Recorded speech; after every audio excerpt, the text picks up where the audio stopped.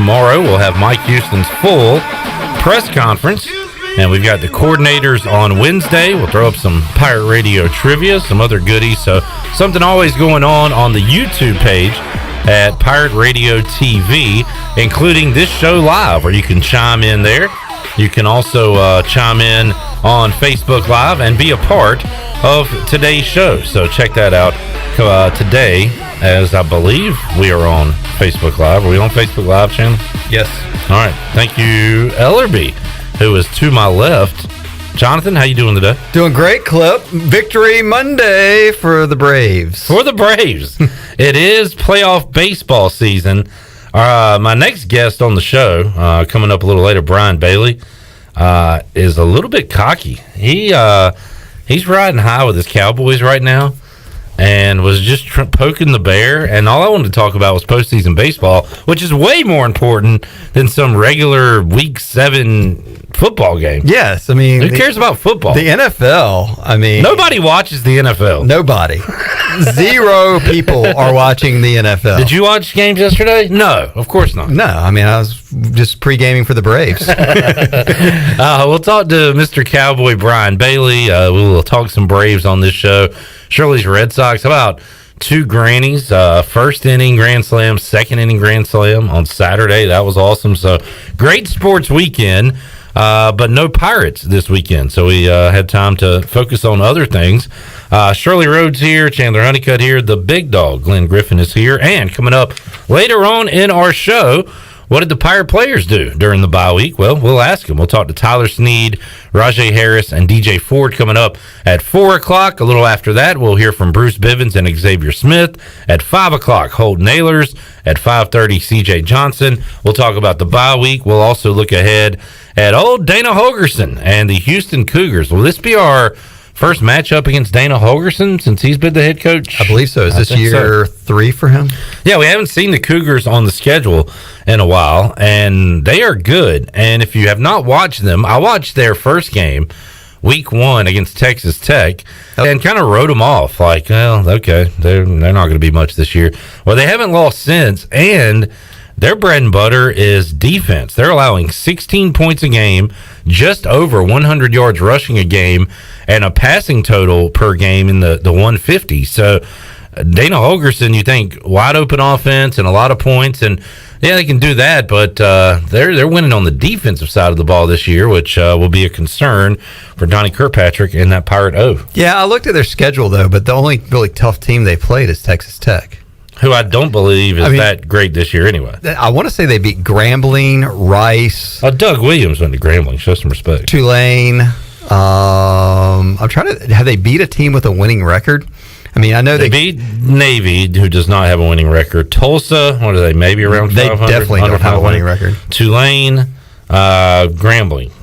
So, okay. I mean, I looked at their resume before the show, and I was like, they're 5-1, won 5 in a row. Look, and you can only play the schedule that, is booked, and that's good. But I can't say, and they're actually the rest of their schedule. They do get SMU, which is a ranked team, and it's going to be a the week game after. Look ahead. Maybe it is a look ahead. I mean, so I'm not poo-pooing the 14-point spread or that Houston's not a good football team, but I'm also saying what if they're receiving votes? They're not this like juggernauts. Yeah, they haven't like played anybody of great stature other than Texas Tech and stature.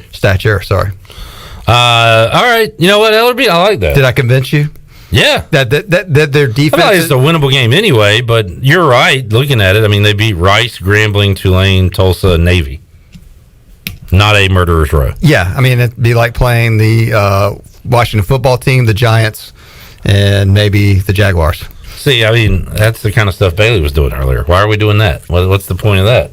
Sorry, I thought it might. Or the Bears. All right, thank you. That's better. Houston is receiving 11 votes in the coaches poll. They are receiving 2 votes in the AP poll. So, and have we come to realize that the polls really don't mean that much this year? How many ranked teams have lost every week? It would if it was East Carolina. We would talk about it. Yeah, absolutely. Put it out everywhere. So, my point is, I hope they're looking ahead to top 25 SMU and saying we're great because we haven't lost since the beginning of September, and that's our showdown next week, and we're just going to roll over ECU because they're in the same category as Rice and Tulane and Tulsa, yada yada. Yeah, the Pirates have to come out hot, and the field goals that they got at UCF need to be touchdowns, and maybe they can put Houston on their heels and can maybe pull the upset this weekend. Man, it'd be awesome to see. The line started at 14. I'm seeing it now at 13. So, ooh, is that a big drop? No, but you made it sound like it was. It's a point drop. Is that big? From 14 to 13? Was that in a matter of less than 24 hours? Would that change who you were betting on? No. I mean, I think I'm taking the Pirates plus the points. You are? Yeah. Did you take, I heard you and Wager talking last week, did you take Ole Miss or Tennessee? I said I was going to take Ole Miss, and I did take Ole Miss. See, good. It didn't scare you. Sometimes he was trying to scare you into Tennessee. Look, sometimes the big fat sucker plays are winners. Ole Miss and Dallas. Said I was going to take both of those, even though they both look very fishy, and both were winners. Yes. So they turned out to not be fishy. So there you go. All right. So we got 13-point spread. We'll be with you Saturday at noon on the Bud Light pregame tailgate, taking you up to the 4:00 kickoff. We're back with you after the game on the U.S. Sailor fifth quarter call-in show. Ellerbe, what'd you do during your bye week? During the bye week, just some relaxing. My son's actual birthday was on Saturday, so I have a teenager in the house now. He was 13. So that's nuts. It is crazy to say. It is bizarro to say. I'll join you next year. In a way, next year. I thought Lily's birthday was coming up. Well, I mean, it's in February. Oh, okay. Technically next year. I was thinking more November, but that's your birthday. That it is. Clip Rock's birthday. So that's kind of bizarro. But so we just we watched some sports. I didn't watch a game start to finish, but I watched at games. And I didn't get a chance to see any of the Braves finishes, but I saw the highlights of it. So a lot of good stuff going on in the world of sports. I mean, Georgia seems to be as good as a football team as there is in college football. I was looking up the numbers for Houston and their totals that they've allowed on defense this year, and they're giving up 16 points a game. One team stands alone, Ellerbe, when it comes to points per game. Georgia is giving up 6.6 points per game. I mean, that is, and you want to look at schedules, they've played real opponents. And that counts. I mean, in the Clemson game, it was a pick six or what? Didn't they give up a defensive? I mean, they've given up a couple of the points per game, or is that just? Well, that was a 10-3 game. Georgia scored a pick six. Oh, okay, but one of the, maybe some of the other games, maybe they've given up. It does count if your offense gives up a defensive touchdown. So, yeah, I mean, Georgia has got some. I mean, Kirby Smart, he was this close to beating Nick Saban in Alabama for that national title when was it Tua came in and dropped the bomb for the touchdown. So maybe this is their year to step it up. But certainly the how about I watched the end of the Iowa game? They just get dominated at home. That's Big Ten football. Were they a fraud? Well, yeah, because they couldn't score. They had been. We talked about it a lot with Jeff Nadeau throughout the weeks that they scored on defense. Like they would get a pick six every week and just grind you down defensively. They're giving up 14 points a game on defense, so they just had no offense. And I don't know if Purdue's that good, but all those Big Ten teams now, like Michigan. And Penn State and all those teams, Ohio State, they're going to have to play each other. And now Ohio State, it could be in the driver's seat to go back to the college football playoff, even though they've lost this year. The big story is Cincinnati. Yeah. They've moved up to number 2, a place where no one has gone before. And I think it'll be very interesting if they have like a 35-31 win down the stretch here as games get tighter later in the month of October. And, of course, November games always get tighter. And I'm just hoping East Carolina is sitting at least 6 wins by the time that Friday game comes around, because I think that is a game that, I mean, so much national attention is going to be on that game. And the Pirates could really, if they're, putting together maybe they've won 7 games by then, but maybe they could really do something special against Cincinnati, although they look really tough. Yeah, and Cincinnati, it's just because they're number 2 right now in the AP poll, they still need help. Because Oklahoma, we kind of wrote them off because they were winning those close games and saying, well, how good is Oklahoma? Well, they're undefeated. So if they keep winning, they're going to be in. But so is Oklahoma State. That's going to be an interesting Bedlam showdown later this year. Well, and Cincinnati needs one of them to lose to somebody else. Cincinnati needs Notre Dame to keep winning too. Because that would help. That'll help them along the way. But the Oklahoma State Oklahoma winner, if they're both undefeated, the winner of that, and if that team wins the Big 12, will be in the fourth. Yeah, undefeated Big 12 team is in. Alabama, all they have to do, I say all they have to do, they have to run the table and beat Georgia, and then both of those teams are in. Correct. Which they should be. And then Ohio State, and they play Michigan later.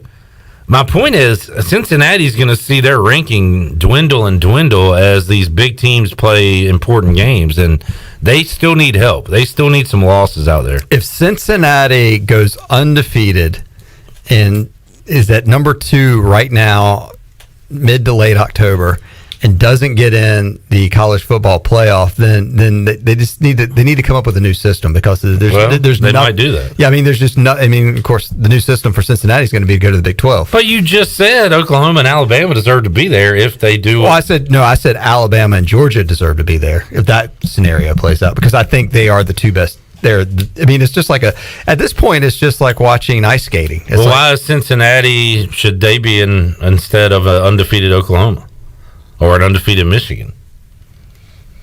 I mean, the point is we need more teams to be allowed in. Right. But it just depends on how many. And the big question is, I don't know. I mean, who do you think all those teams will finish undefeated? No, but it's a possibility. Thank you, Troy. I mean, I actually know what I'm saying here, though. I know the schedules. I know who's playing who. It's very possible one loss Ohio State or undefeated Cincinnati. Who goes in? After Ohio State beats Michigan and then somebody else in the Big Ten championship. Yeah, exactly. That's what makes it so usually dicey. I hate this discussion, but now that Cincinnati's in it, I kind of like it because there's so many scenarios, and I'd love to see Cincinnati in there, even though run me off Cincinnati's schedule. We know the last game of the regular season. They got nothing. They got nothing? They're like Joe in the Hardee's Thick Burger contest. At Navy, at Tulane versus Tulsa, at USF versus SMU, and then at East Carolina. So the SMU really is their next and that's test. at home, and they're going to be a double-digit favorite in that game. So they're going to have to keep steamrolling people. And how about this, Ellerbe? I can't remember who. It might have been North we were talking about with. Undefeated Wake Forest or undefeated Cincinnati. Let's say all these teams trip up and fall. And right there, the last team in is going to be undefeated Cincinnati or undefeated Wake Forest from the Power 5 ACC. Who gets in? I'll tell you what will happen is the SEC will somehow make those teams have COVID, and they won't be eligible to play football in the postseason. So they'll just get. So they'll throw in Kentucky or Florida or something. Yeah, I don't know. No one is talking about Wake Forest. They're silently 6-0, just going undefeated and doing the unthinkable. But they still have their back half of the schedule includes North Carolina, NC State, Clemson, BC. If they run through all of them, I mean, they definitely deserve to be in the discussion. They have the Wolfpack this week? Is that what you just said? No, I think they have Duke next. Well, that should be.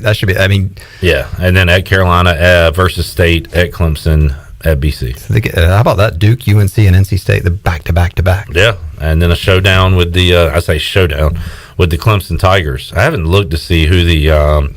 I wonder if there's odds on. Do you think Clemson's still the ACC favorite, or is it somebody else? I would think so. I can't pull it up now, but how about the coaching carousel? Starting to get a little sissy blue shirt. Ed Orgeron out. I mean, had a great run. Going to take $400,000 a month till 2025, and go do my thing. Go Tigers! Might take your wife on the way out. Hey, if look, you're not careful. I mean, he suddenly went from Ed to Hugh Hefner. You're wearing purple, Ellerbe. Yeah. Is Coach Ellerbe choosing USC or LSU? Oh, if I had to pick, you got offered by both today. Oh, I'd take LSU. I think LSU. They've proven that you can win a national title. I mean, the way the SEC is. I mean, I don't know enough about the West Coast, obviously, or USC, and I think can you get is there no, I mean, it certainly seems like the path is easier if you're in the Pac-12, right? I mean, you don't have to play Bama every year, Auburn every year. It does, but what happened? Like, I mean, Pete Carroll got a ridiculous amount of talent to come all to USC. They had an NFL team. Yeah. They did. I mean, they had a lineup that you remember that all those guys played on Sundays. But what happened to that? You know, like they haven't been able to. Whenever I forget whoever the last quarterback was. And I don't know, it might have been Leinart. Was he the last one really that made them Carson Palmer and Leinart? Yeah, I mean Bush and what was the other running back that was really good? Lindell White. Yeah, I mean all these guys ended up, were just studs, and then it just then Pete Carroll bolted. Maybe he saw is there something going on where you can't get the talent, or it's just getting too divided up? But well, they had some stuff going on too, right? Yeah, the Reggie Bush stuff. All that they were one of the early edge of NIL deals, I think. Who were the coaches they had? Kiffin? Did they have Sarkisian? Yeah, oh yeah. And then Ed Orgeron was an interim. He was an interim. I think he was an interim for after. And then Clay Helton just got fired this year. He was there for a while. He was on the hot seat like every year. You would hear his name on the hot seat. Yeah, now they're saying like Dan Mullen's on the hot seat at Florida. Yeah, it wasn't a good loss to, I guess, Kentucky it just shows you what the expectation. But think about LSU. School. How much money did they pay Les Miles to go away, who won a national title? And then how much money are they paying Ed to go away, who just won a national title? Ed Orgeron, I believe, is the third highest paid coach. He's making like $9 million a year. Yeah. That's why he's going to make $450,000 a month till like 2025. That's good living right there, and not have the stress of really football. And I can't imagine he would be coaching anymore, because this was like his dream job. I mean, he's not going to get a head coaching gig anymore. He's a great character. I don't know if you could put him on TV, though, because you can't understand him. In Louisiana local TV, they'd love it. It'd be like, how like ESPN does the Manning channel? You could do like an Ed channel for the LSU game. Go Tigers. Like, what'd he say? Oh, man. The season started off so hyped, sissy blue shirt, and ends this way. Yes. What a shame. We're going to miss him. Yeah, we are. Ellerbe, did you see the fans throwing stuff on the field in Knoxville? That was crazy, but not really surprising. By the way, Pirate fans, if you get angry, just boo. Don't throw things on the field. I don't get in today's camera age, like they were showing Lane Kiffin walking off the field. I saw one of them, and there's like 3 or 4 guys walking right behind him with cell phones, holding it up the whole time, and they're just pointing at the crowd. So if you throw something, they're going to get it on film, but not that. They either don't care or... I don't know. How about the guy that brought the golf ball in, though? That's you got a golf ball, a bottle of mustard. Somebody threw something at Lane, a bottle, and he caught it on the way out. While the security is ducking. Right. What's the point of security? Lane Kiffin's walking straight, catches the bottle. Those other big dudes in their gear and, the police outfits are like ducking for cover. The surprising thing... Step up, security. Talking of security, the surprising thing I had is, how did they let fans stay around the tunnel?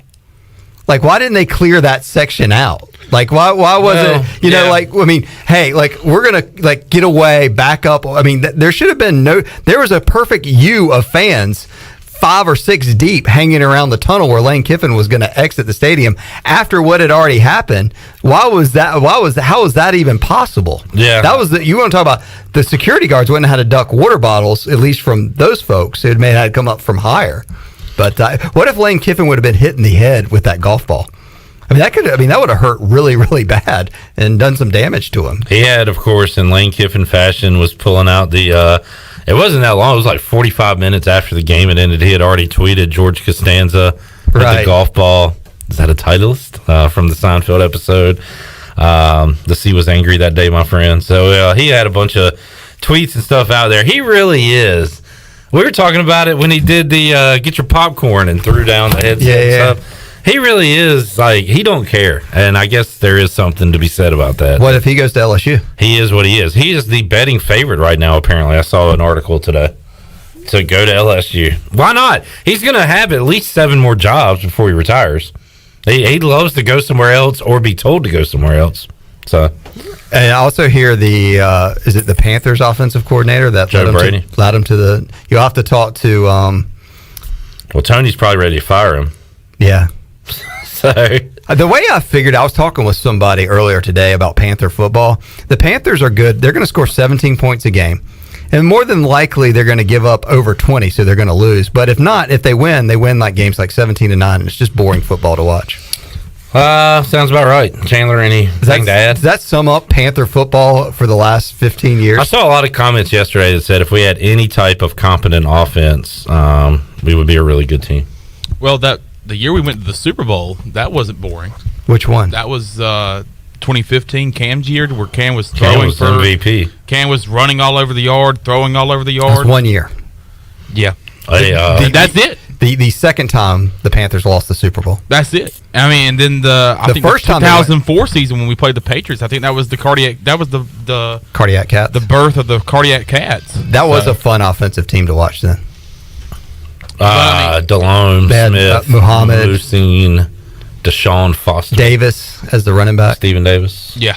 I mean, they were a legit fun team to watch, but they're just Panther football, man. Yeah, it's going downhill, and it's going downhill quick. Well, I'll tell you what is exciting, and that's what the Braves are doing right now. Atlanta, the big underdog in the series against the Dodgers, Saturday night, they get down, they come back, and then in the bottom of the ninth inning, after a base-running blunder by Chris Taylor, they walk it off in the ninth. Austin Riley had already homered. Ozzie Albies on, and Riley to the plate. 2-2 game, bottom of the ninth. Riley line drive, that is down! A base hit! Here comes Albies, and the Atlanta Braves win game 1! That's how game one ended on Saturday night. Sunday night, Braves down 2-0 in about 3 minutes. It was a walk and a 2-run homer by Corey Seager. Actually, no, it was a bloop single over the head of Dansby Swanson. And then Seager takes it out. It looks like, this one might get away. Jock Peterson hit one nearly over the chop house. The Dodgers do score 2 more runs, and the Braves come back. And then in the ninth, it is Eddie Rosario, who already had 3 hits on the night, and then he got his 4th. Against Kenley Jansen. And first ball swinging. Oh, and it gets through! And here comes the winning run! Swanson scores! And the Braves win again in their final at-bat!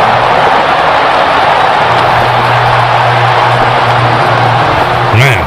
You know what the sweetest call will be is when Clip Carey calls a Game 4 sweep in the bottom of the ninth. What would that sound like? Here's the payoff pitch. Swung on, fly ball in the center.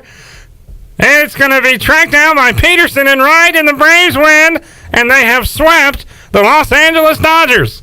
Your Atlanta Braves are headed back to the World Series. Coming up, Game 1, 8 o'clock Thursday night after an all-new Mama's Family. I don't believe it. Yeah, I think if the Braves go to the World Series, TBS has got to show they got to bring back Mama's Family.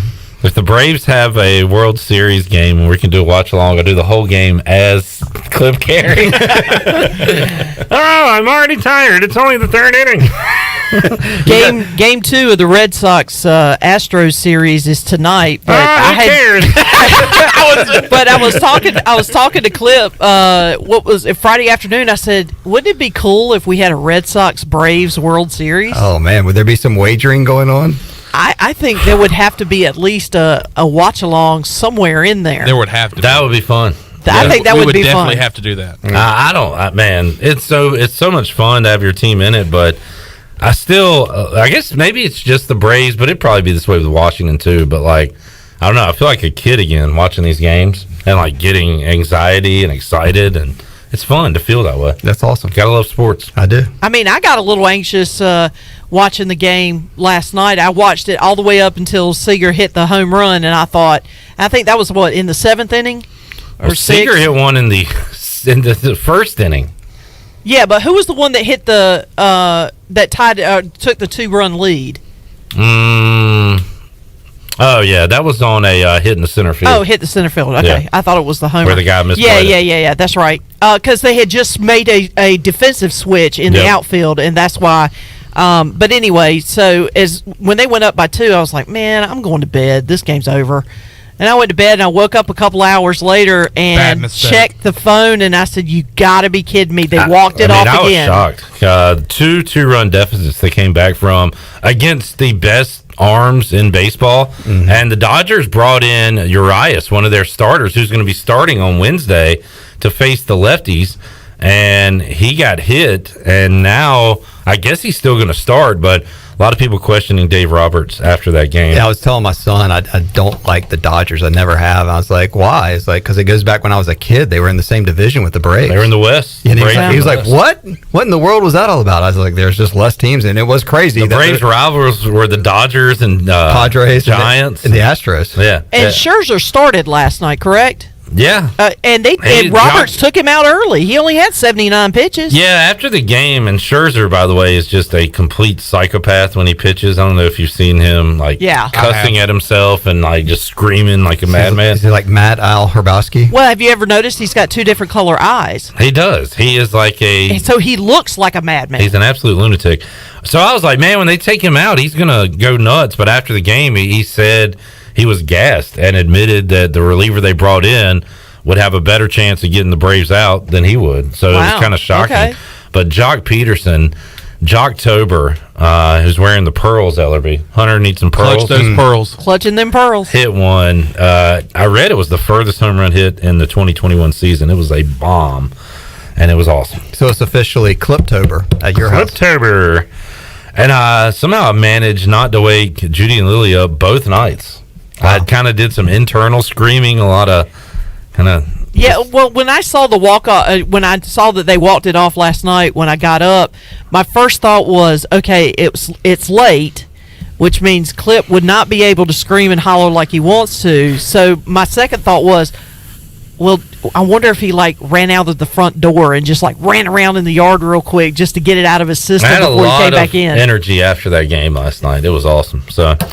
Braves win. Great stuff. Ellerbe, anything else?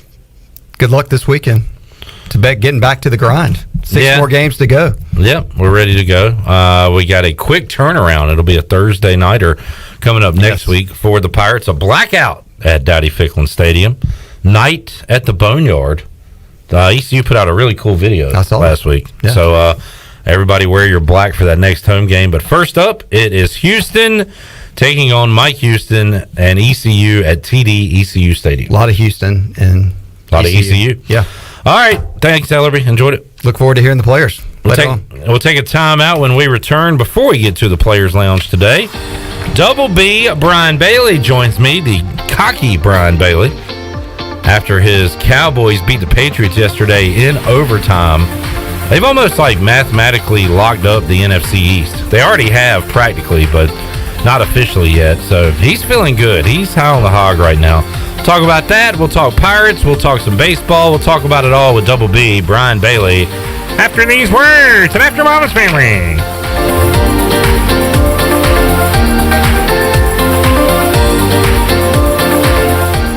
Here with Mike Mullis from Fixed NC. And Mike, you were telling me the other day, people ask you all the time, I didn't know you did that. What does that mean? Anything that involves property damage repair, call us first. If it's your crawl space, you've got interior humidity issues, a water loss, your ice maker line breaks, obviously fire and smoke, everybody knows we do those. But anything that involves interior or exterior property damage, we're your repair experts. Mike, how can everybody get in touch with you? 252-999-0001 or fixednc.com. Eastern North Carolina's choice for window tinting, signs, graphics, wraps, graphic design, and more is Signs and Tint. Signs and Tint is family owned and operated right here in Greenville, and their NC licensed electricians specialize in vehicle wraps, paint protection film, and more. They can even do building signs for your business. Signs and Tint offers 10% off for military and first responders. Also, make sure to mention Pirate Radio at checkout for a discount. Stop by their office today at 801 Staten Road or visit them online at signsandtint.com. Hey Pirate fans, Derek Pizzeni from Carolina Wealth Management. Are you a fiduciary? That's a question every investor should ask their advisor. A fiduciary is an individual who acts in the best interest of a particular person or beneficiary. Is your advisor a fiduciary? You should know it's your money. At Carolina Wealth Management, we do things differently from other investment firms. To learn more about the benefits of working with a fiduciary advisor, visit mycarolinawealth.com. That's mycarolinawealth.com. In studio with Gloria from Kinetic Physical Therapy. Gloria, what is cryotherapy? Cryotherapy is when your body is exposed to extremely cold but therapeutic temperatures for several minutes. It has many benefits, including decreased pain, decreased inflammation, increased energy, and improved overall wellness. That's why at Kinetic Physical Therapy and Wellness, we offer a wide variety of services, including cryotherapy. So whether you're an athlete or whether you just want to give your health a boost, cryotherapy will help to ensure that you're feeling great and living well. So come chill with us and you'll be back for more. There's no better time to drive away with a quality pre-owned car, truck, or SUV from Greenville Auto World. Greenville Auto World is your authorized rough country dealer. We specialize in lift and leveling kits along with custom wheel packages. Whether you're looking for ground clearance or enhancing the appearance of your vehicle, trust our team for your off-road experience. Greenville Auto World, 3840 South Charles Boulevard across from Hardee's at Bell's Fork, or online at greenvilleautoworld.net. Hey Pirate Nation, this is Holt Nailers, and I couldn't do my job without my offensive line keeping me safe. Make sure your employees are safe by using ArcPoint Labs for your medical testing needs. From pre-employment testing to COVID test, ArcPoint Labs is there to serve Eastern North Carolina with accurate, reliable, confidential testing. Schedule an appointment at any of their 6 Eastern North Carolina locations or visiting them online at arcpointlabs.com. Go Pirates!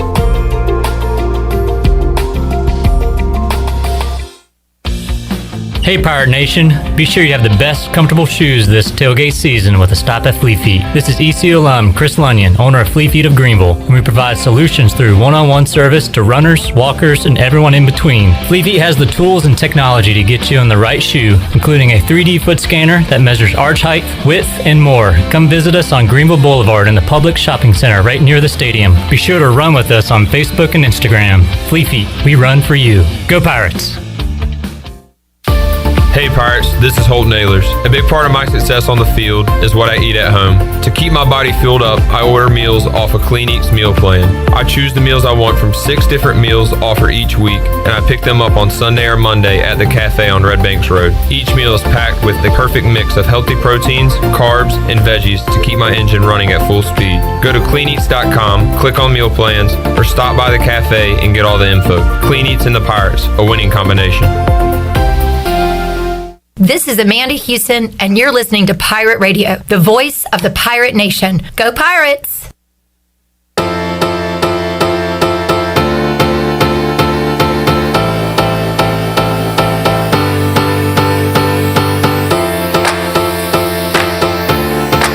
You're listening to Hour 1 of Pirate Radio Live. Do you need custom t-shirts, apparel, or promotional items for your business, organization, or event? Keep it local. Print it local with University Sportswear. Contact them today at universitysportswearenc.com. Now, back to the show. Welcome back. Carolina Caliber has the area's largest selection for outdoor shooting sports and accessories and is one of the top firearm dealers anywhere. At Carolina Caliber, they have everything you need for hunting, home defense, and personal protection, including a wide variety for ladies and youth. They will buy, sell, and trade. Carolina Caliber, locally owned and operated since 1960 on Fire Tower Road in Winterville. Now let's head back in to Pirate Radio Live. Here's your host, Clip Brock. All right, back with you on Pirate Radio Live. Hope you enjoyed the ECU bye week. A lot going on. Braves up 2-0 in the NLCS coming up tonight. The Red Sox, boy, Fenway is going to be a madhouse. 1-1 that series with the Houston Astros. So game 3 on the way tonight. Coming up Tuesday. Here's the schedule. Don't like this. Don't like this at all. It'll be Braves and Dodgers game 3 during this program. 5:08 start time. Tomorrow night? Or tomorrow afternoon? Yeah. Oh. Astros Red Sox will be at 8 o'clock. And then Wednesday, they flip-flop. It'll be Astros and Red Sox at 5 o'clock. And the Braves and Dodgers at 8 o'clock. On what day? Wednesday? Yes. Oh, man. So Tuesday, Braves on during Pirate Radio Live. Wednesday, Astros on Red Sox. So Astros. basically, the last hour of the show, neither one of us is going to get anything done. Yeah, I'm going to need you to take over on Tuesday, and Chandler and I will handle Wednesday. Yeah, okay, that's How fine. about that? Yeah, And I'm then, good. If necessary, you might be watching Braves baseball on Saturday. Yeah. The Bud Light pregame tailgate. Actually, during the ECU game, Saturday at 5:00.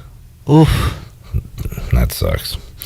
But not if they sweep them. Not if they win Tuesday and they sweep them while we're at AJ's Wednesday night during Sports Trivia, watching that. And clip is not going to be any good if that happens. the Charlotte Hornets start their Wednesday season night, baby. Wednesday night. 7 o'clock. Carolina Hurricanes are 2-0. Everything is happening right now, Brian Bailey. He's going to change the subject really quick. I mean, you've got basketball, baseball, hockey, and really that's it, right?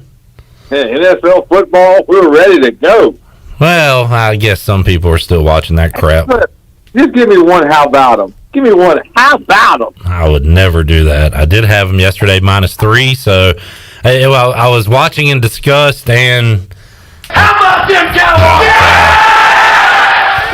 the boys are running away with that crappy division in the NFC East. But even if the Cowboys are good, Bailey, I'm not going to pretend they're not good. I'll never, like them with any bone in my body, but they're a good football team this year. I'll give you some credit too. Well, you predict them to be good every year, but you did think the defense would make a turnaround this year, and that's led to a lot of the winning this year. Yeah, and I don't even think I expected it to be this big of a turnaround. I thought it would be a turnaround where, instead of the 32nd ranked defense, you got the 20th ranked. You're staying in the games, but I think they've got a defense right now that can win you a game or two if it has to. I mean, they got some guys out still that are going to come back, and so I'm encouraged by that. I think Dan Quinn really knows what he's doing. Bailey, the best team in the NFL might be playing tonight. I mean, when you look at the hierarchy of the NFL right now, where does Buffalo stand, in your opinion? They're way up there, and Arizona's way up there, and they may be 1 and 2, and then you go from there. I mean, obviously, when you look at the best teams, I think in the AFC, Buffalo is, and they've got a crappy division as well. I mean, so I know the Cardinals already beat the Rams this year, but if you give me to say which one's better at the end of this thing, I'm still taking the Rams. Really? Yeah, I love their offense, but it's one of those things where we have to say this Cardinals thing is legit. I mean, they're undefeated. They beat a good team yesterday and beat them pretty bad, at their house. So, yeah, I got to give them credit. I think I'm just not ready to believe in them fully for whatever reason yet. And that's what happens, from time. Like Tampa Bay, as good as when Tom Brady went over there, but a lot of people thought, hey, they're going to be really good. I was skeptical, and I thought, they're still Tampa Bay. They're going to be good. Yeah, I mean, man, he's proved us all wrong again. Brian Bailey joining us on the Fixed NC Live line. Bailey, let's stick with football. Pirates a 13-point underdog as they head to TD ECU Stadium to take on Houston coming up this Saturday. And the Cougars, and Ellerbe changed my opinion on this game a little bit when he ran through who they've beaten. And they have beaten some bad teams. You got to give them credit for winning since that loss to Texas Tech, but they have not beat any world beaters. Their defensive numbers are awesome. They're giving up 16 points a game, so they got some good players over there, but, they're not invincible. They can be knocked off. Yeah, I don't think there's but one invincible team on the schedule, and I would be shocked if East Carolina can stay on the field with Cincinnati because I've seen them play a couple of times, and they are just loaded. But that's later on, and as we've talked about so many times, if Cincinnati comes to town, eats a bunch of turkey, and doesn't take the Pirates seriously, I think the Pirates can surprise them. But I think it all starts for East Carolina. They got to find a way to 6, and that's the difficult thing right now. Houston, as a double-digit underdog, Houston will be a very difficult place to go there and win, but it's possible. And then you got the short week, and I hate that you have a short week with South Florida coming to town, but South Florida and Temple are two of those games that almost must-wins to get the thing. Definitely. And we love when we do our gambling segments here. We love to talk about look-ahead spots. Houston's got SMU next week, Bailey. That's the biggest game left on their schedule. So, they got that one circled. It's a in-state opponent. It's a top 25 team.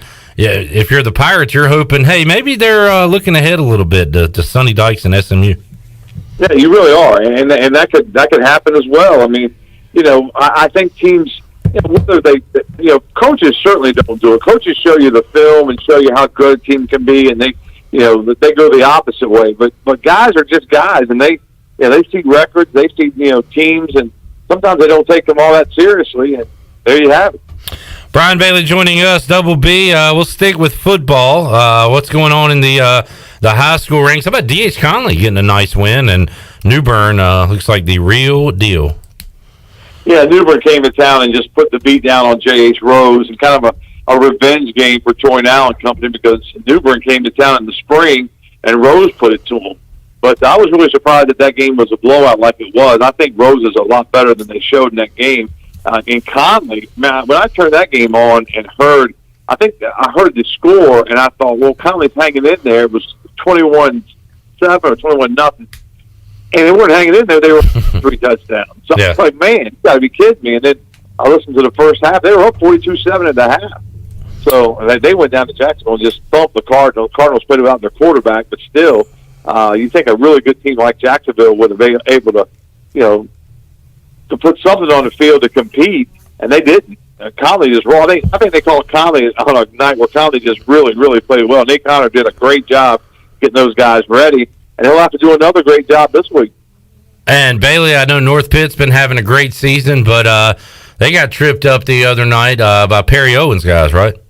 Yeah, Washington's got a lot of talent, and we've talked about that a lot of times this year. They've had some things happen off the field, very unfortunate things, and they've tried to rally together, and they may be coming together at the right time. I heard Perry say in one of the post-game interviews that I think they said they were 6-2, and they had 2 games left, and they plan on being 8-2, and he's almost putting 8-2 in the book. So I'm not sure who games wins 7 and 8 against, but he's already put them down. So. You can check out Brian Bailey Friday nights on Touchdown Friday. So what do we got? 2 weeks left in the regular season, Bailey? Yes, 2 weeks into the season, and then the playoffs start. And it's going to be different this year now. I don't think a lot of people have really thought about it, but normally in football, the North Carolina High School Athletic Association subdivides everything. So you have 8 state champions. Now we're back to 4. We only play with 4 state champs. So, in 4A play, New Bern, will be in the playoffs. I don't know what Conley's situation. They're probably on the outside looking in still. But the 3A teams from that Big Carolina 3A, 4A will go in. And then, we'll have a lot of 1As and 2As. But it'll be different this year for the playoffs. Are they keeping the same number of teams in the bracket? Or are they expanding those? Is going to be less teams in this year? I think the last I saw it was the same amount of I'm not totally sure. I think it's the same amount of teams as far as the bracket, but they're just condensing everything to where you won't have the 8 state champions. You'll just have the 4. We counted the other day, and you have to win 6 games to win the state title. Brian Bailey joining us. Bailey, we're going to hook up with Joe Dooley coming up on the show on Tuesday. We've talked to Cy Seymour and others as we start to look ahead to basketball, which is now just a few weeks away. Do you know everybody on the roster yet? A lot of new names. How much have you been following what they've been doing at practice? I don't know anything about him yet. I told Joe the other night I saw him at the JP2 homecoming. His son Max was the homecoming king. All right. JP2. You have to ask him about that because Max got good looks and stuff from his mom, not from his dad. So he was there for that. But I talked to Joe on the sideline, and he said I really thought we were going to be really good last year, and then COVID hit, and we just never could get everything together. He said, but I really like this team. I like the guys. I like being around them, and I think we've got a chance to be okay. So I hope so. I think this town deserves a basketball team that can go in there and battle and win games, and it's fun to go to Menzies when the team wins. Yeah, and we're hoping.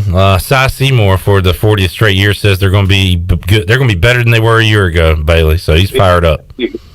Cy's always winning some games now. He's good. He's great to talk to. He'll lift your spirits on your team.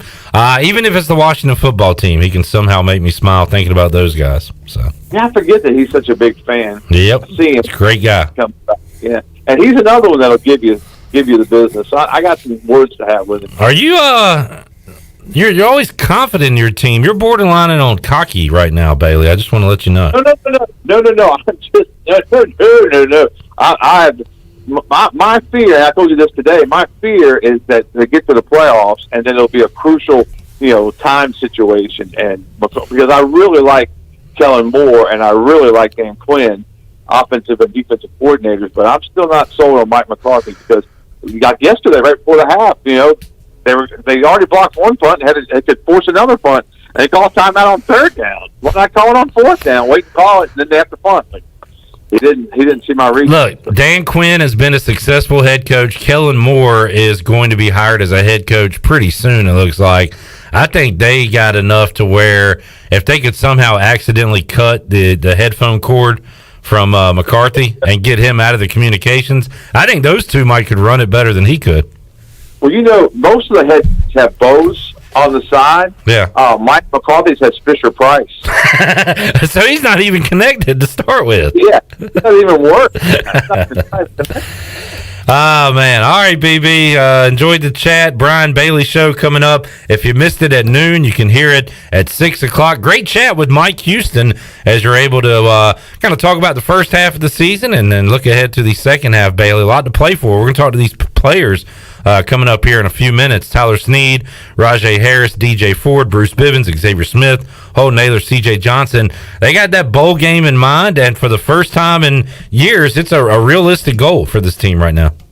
Hey, it really is. I mean, the whole season's right in front of them, and they've had some really good things happen, had some really bad things happen, and that's one of the things I asked Coach Houston about. The fact that we've had all kinds of emotions. We do the coaches show right after the games, on site. And it's I'm sure it's very difficult for him when you lose a big game and you had your chances against South Carolina, you had your chances against Central Florida, and then we have to win a big game like the Marshall game. So we've seen it all so far through 6 games. I'm looking forward to the second half as well. Brian Bailey joining us. It's like the mid-'90s all over again. The Cowboys have a chance to win a Super Bowl. The Braves have a chance to win a World Series, Bailey. Man, it's a great country, isn't it? Enjoyed it, man. Have a good one. All right, take care now. Check out the Brian Bailey Show if you missed it earlier. Great chat for the whole hour with Mike Houston. You can hear it coming up at 6 o'clock. We'll take a time out, come back, and wrap up hour number 1 on Pirate Radio Live. We got a lot more for you. We'll open up the Players Lounge coming up at 4 o'clock. Back with you after this.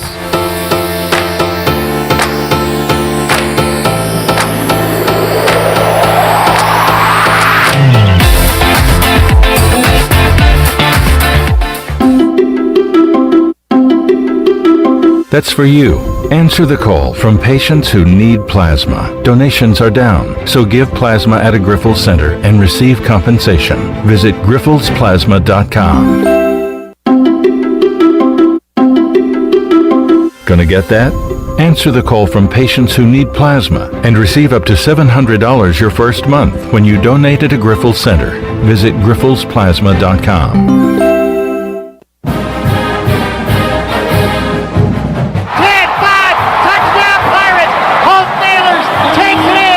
Pirate fans, single game tickets are on sale now for as low as $20 for 3 great games to come. East Carolina will take on the Bulls of South Florida, the Temple Owls for Hall of Fame weekend, and then Thanksgiving weekend, it's nationally ranked Cincinnati. For tickets, go to ECUPirates.com. You can paint this with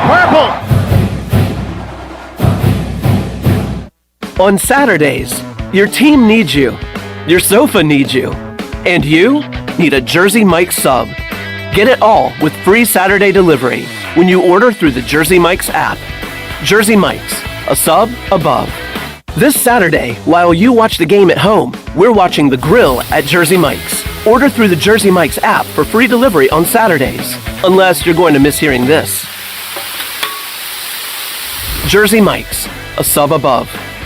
This is Dr. Phil Perdue with Orthopedics East and Sports Medicine Center. My colleagues and I recognize how difficult this time is for everyone in our community. We continue to see patients during the week while taking precautions to keep everyone safe. Our extended care clinic is now open on Saturdays and Sundays from 10 a.m. to 2 p.m., so you can avoid the emergency department for your urgent orthopedic care. For more information, please contact us at 757-2663 or visit our website at orthoeast.com.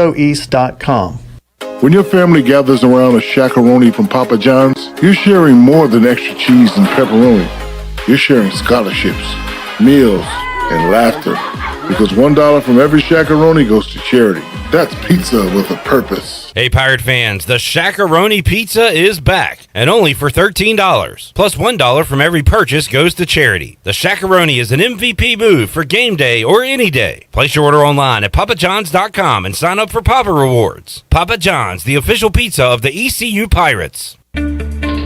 I'm Michael Vaughn with East Coast Grading and Utilities. Many of you know my dad, David Vaughn, and his work in putting in subdivisions all over Pirate Nation. But East Coast Grading and Utilities is not just for those type of big jobs. We're here for the homeowners. Whether it's concrete, driveways, hauling rock, or sand, whatever you need, East Coast Grading and Utilities can get the job done. Call us at 252-531-7494 or check us out on Facebook at East Coast Grading and Utilities.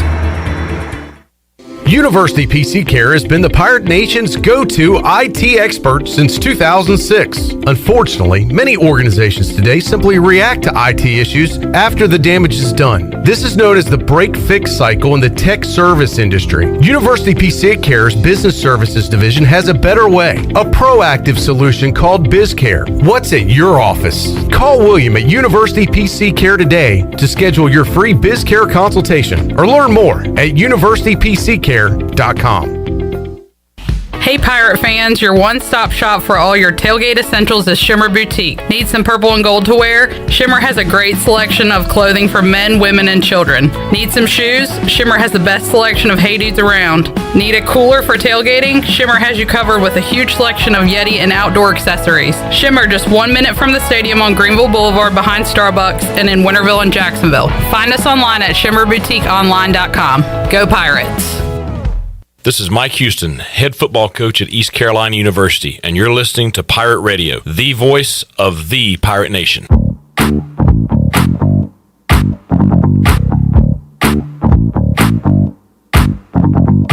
You're listening to Hour 1 of Pirate Radio Live. Do you need custom t-shirts, apparel, or promotional items for your business, organization, or event? Keep it local. Print it local with University Sportswear. Contact them today at universitysportswearenc.com. Now, back to the show. Welcome back. Save lives, be a hero, and make $700 your very first month donating plasma at Grifols Biomat USA.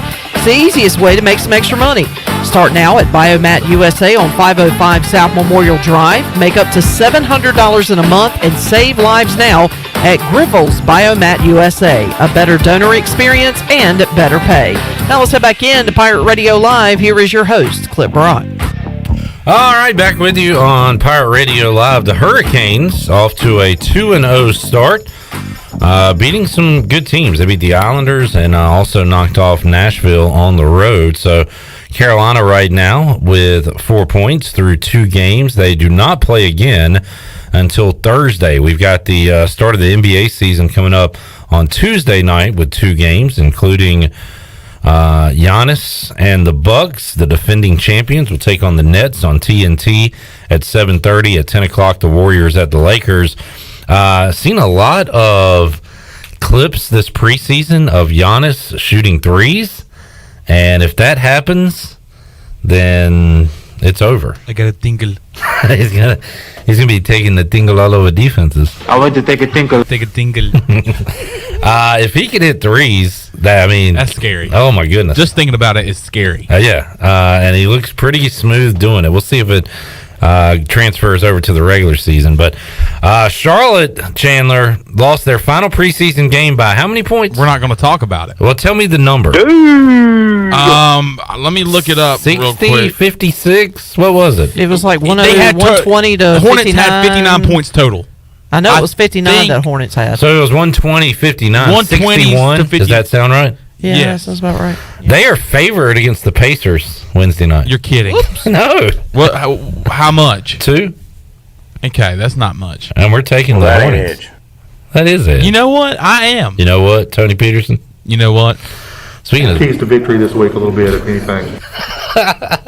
Chandler, answer that one for the Hornets on Wednesday night. Hit it one more time, Shirley. Your keys to victory this week a little bit, if anything. My answer is I have no keys, so you don't get an answer. He said if there was any, and there's none. If anything. if anything. So there's no key. thing. Okay, no keys. All right. There's local politics, bud. That is Larry. I wonder if we'll hear from Larry. If the Pirates win, or excuse me, if the Pirates lose, and they don't have a lot of passing yards in the game, I'll predict we'll hear from Larry again on Saturday. There's local politics, bud. Some people call win or lose. Some people only call on wins. Some people only call after losses. Yeah. So, you've got your... Fair-weathered idiot. Fair-weather idiot. What's it called? The breakdown where there's like two circles and there's an intersection in between. What do you call that thing? Oh. The no sign?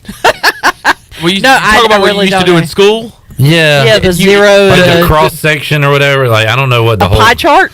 No, because it's two circles. The similar ones go in the middle. Correct. How they intersect. What is that called? Somebody help me out. We're a bunch of morons here in the studio. But anyway, there are... two circles that intersect. Oh, I got butt cheeks. Two little butt cheeks. Oh, it's two little butt cheeks. Yeah. No, but I know. In the middle, I there's can a see crack, that. Yeah. Shirley, where they all meet. And I want to know what that thing's called. Be quiet, please. Yeah, all right. Thank you. That's a way to wrap an hour up. Yeah, on two little butt cheeks. Yeah, that's a great way to close out hour one. We got a big hour two, as we'll hear from Tyler Snead, Rajay Harris, and DJ Ford coming up next. After that, Bruce Bivens and Xavier Smith. We'll run down, and have our teams ever combined been lower than they are right now? I don't know.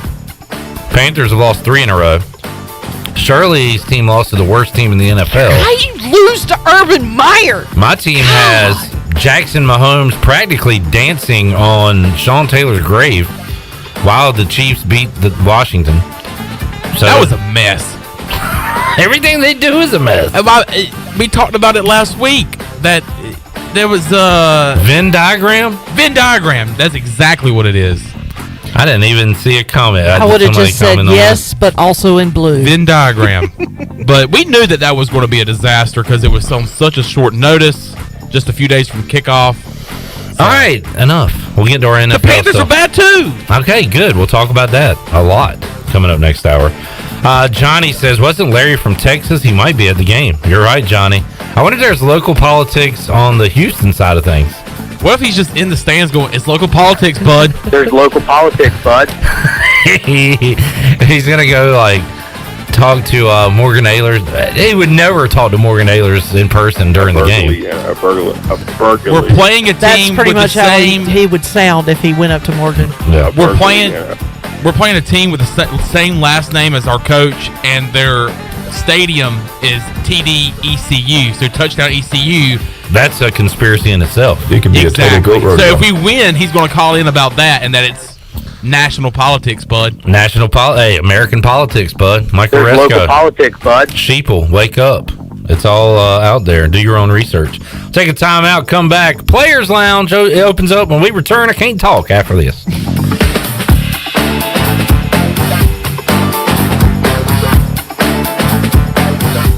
Hey y'all, it's October, which means it's time to get ready for Halloween. This is Lisa with Halloween Express, Greenville's locally owned Halloween superstore for 23 years. The Halloween fun is back, and we have everything you need to make it one to remember. From kids to adults, we've got you covered. We have the largest selection of masks in Greenville, plus every other costume you can think of. Come visit our new location in the Target Shopping Center in Greenville on Greenville Boulevard, open 7 days a week. Halloween Express, what are you going to be?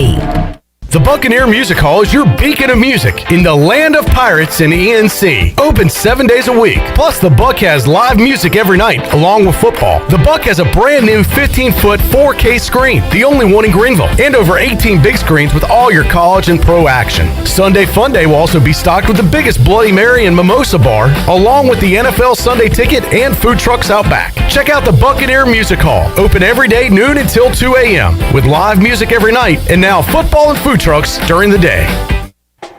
Hey Pirate Nation, this is Amanda Houston, and when it came time to make the game-winning play for relaxation at our house, I made the right call to Jamie Lang and Carolina Hardscapes. Jamie and his team built the backyard oasis of our dreams with a beautiful custom paver patio, outdoor lighting, and fireplace. Make your backyard incredible and call Carolina Hardscapes today at 364-1201 or visit their showroom on Fire Tower Road across from Bostic Suck. Go Pirates! Pirate fans, get ready for a winning season and team up with Quality Equipment, your local John Deere dealer and proud sponsor of the ECU Pirates. When you do business with us, you'll get things done right. We're proud to offer a large selection of new and used John Deere equipment, a fully stocked parts department, and a highly trained staff who is here to support you throughout the life of your equipment. So get quality done right before every ECU game day and visit qualityequip.com. BMS Builders is your premier custom builder in eastern North Carolina. With Blackwood and Mills Creek in Greenville, Dalton's Cove in Farmville, and Belmar in Ayden, these are just a few of the developments featuring BMS Builders homes. They can build the home of your dreams. Just ask Dr. Dennis Ross in Greenville or East Carolina football coach Mike Houston. They built their homes, and they can build yours as well. BMS Builders. Give them a call at 916-1578 for BMS Builders. Have you ever seen those exotic aquariums like the guys do in Las Vegas on television? You ever thought about having one of these aquariums in your business? It's more affordable than you think. This is Hal Pruitt with rentafishtank.com. We can make having an aquarium in your business turnkey with no work, cleaning, or hassles for you. Rentafishtank.com creates a relaxing atmosphere and keeps children occupied. Rentafishtank.com already services many dental, pediatric, and doctor offices, plus hospitals and senior living centers. Check us out at rentafishtank.com. Come and explore great shopping in downtown Washington at Naughty Life. Hi, this is Gina from Naughty Life, and new fall merchandise is arriving every day, featuring all the new Yeti products, like the loadout buckets and waterproof dry duffel bags. We have new fall clothes for men, women, and children. At Naughty Life, we have something perfect for any occasion, like new jewelry and a great selection of sunglasses from Costa, Reflect, and RCI. Visit Naughty Life on Main Street in historic downtown Washington, and like us on Instagram and Facebook. Sawyer's Fun Park is now open in Greenville. This state-of-the-art 40,000 square foot facility features a 2-story LED interactive laser tag, a one-of-a-kind 2-story ninja course, a ropes course with a 180-degree zip line, and it's only one of 5 in the country that are indoors. Multiple climbing walls, a super cool arcade with 40-plus games, and a brand new full-service cafe and bar for adults. Visit the brand new Sawyer's Fun Park, now open, located right behind ARU on Corey Road, Greenville. This is Pirate Radio, WGHB Farmville, W224EI Greenville, WDLX Washington, and W281CH Washington.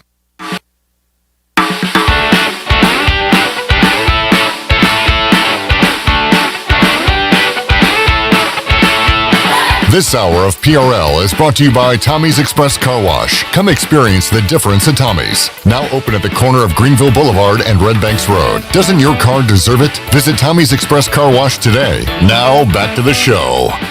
Welcome back. Greenville Utilities Neighbor-to-Neighbor program provides help for those who need temporary assistance with their utility costs, and you can make a difference. Your tax-deductible donation can be added to your GUC bill each month, or you can make a one-time donation, and GUC matches all donations up to $20,000 each year. Consider helping a neighbor with GUC's Neighbor-to-Neighbor program. Now let's head back in to Pirate Radio Live. Here's your host, Clip Brock. Back with you on Pirate Radio Live on a Monday. We will get you set for East Carolina and Houston all week long. And, of course, Saturday on the Bud Light pregame tailgate, 4 hours of pregame coverage, taking you up to the 4 o'clock kickoff. So we'll be with you at noon on Saturday, watching football, having a good time, and you can be a part of the show as well. Technically, the Pirates are playing the first-place team in the AAC because Houston is 3-0 in conference play. They are 5-1 overall. They lost to Texas Tech opening Saturday night and have not lost since. They hadn't exactly played the best teams in the world, beating the likes of Grambling and Rice and Tulane and Tulsa and Navy.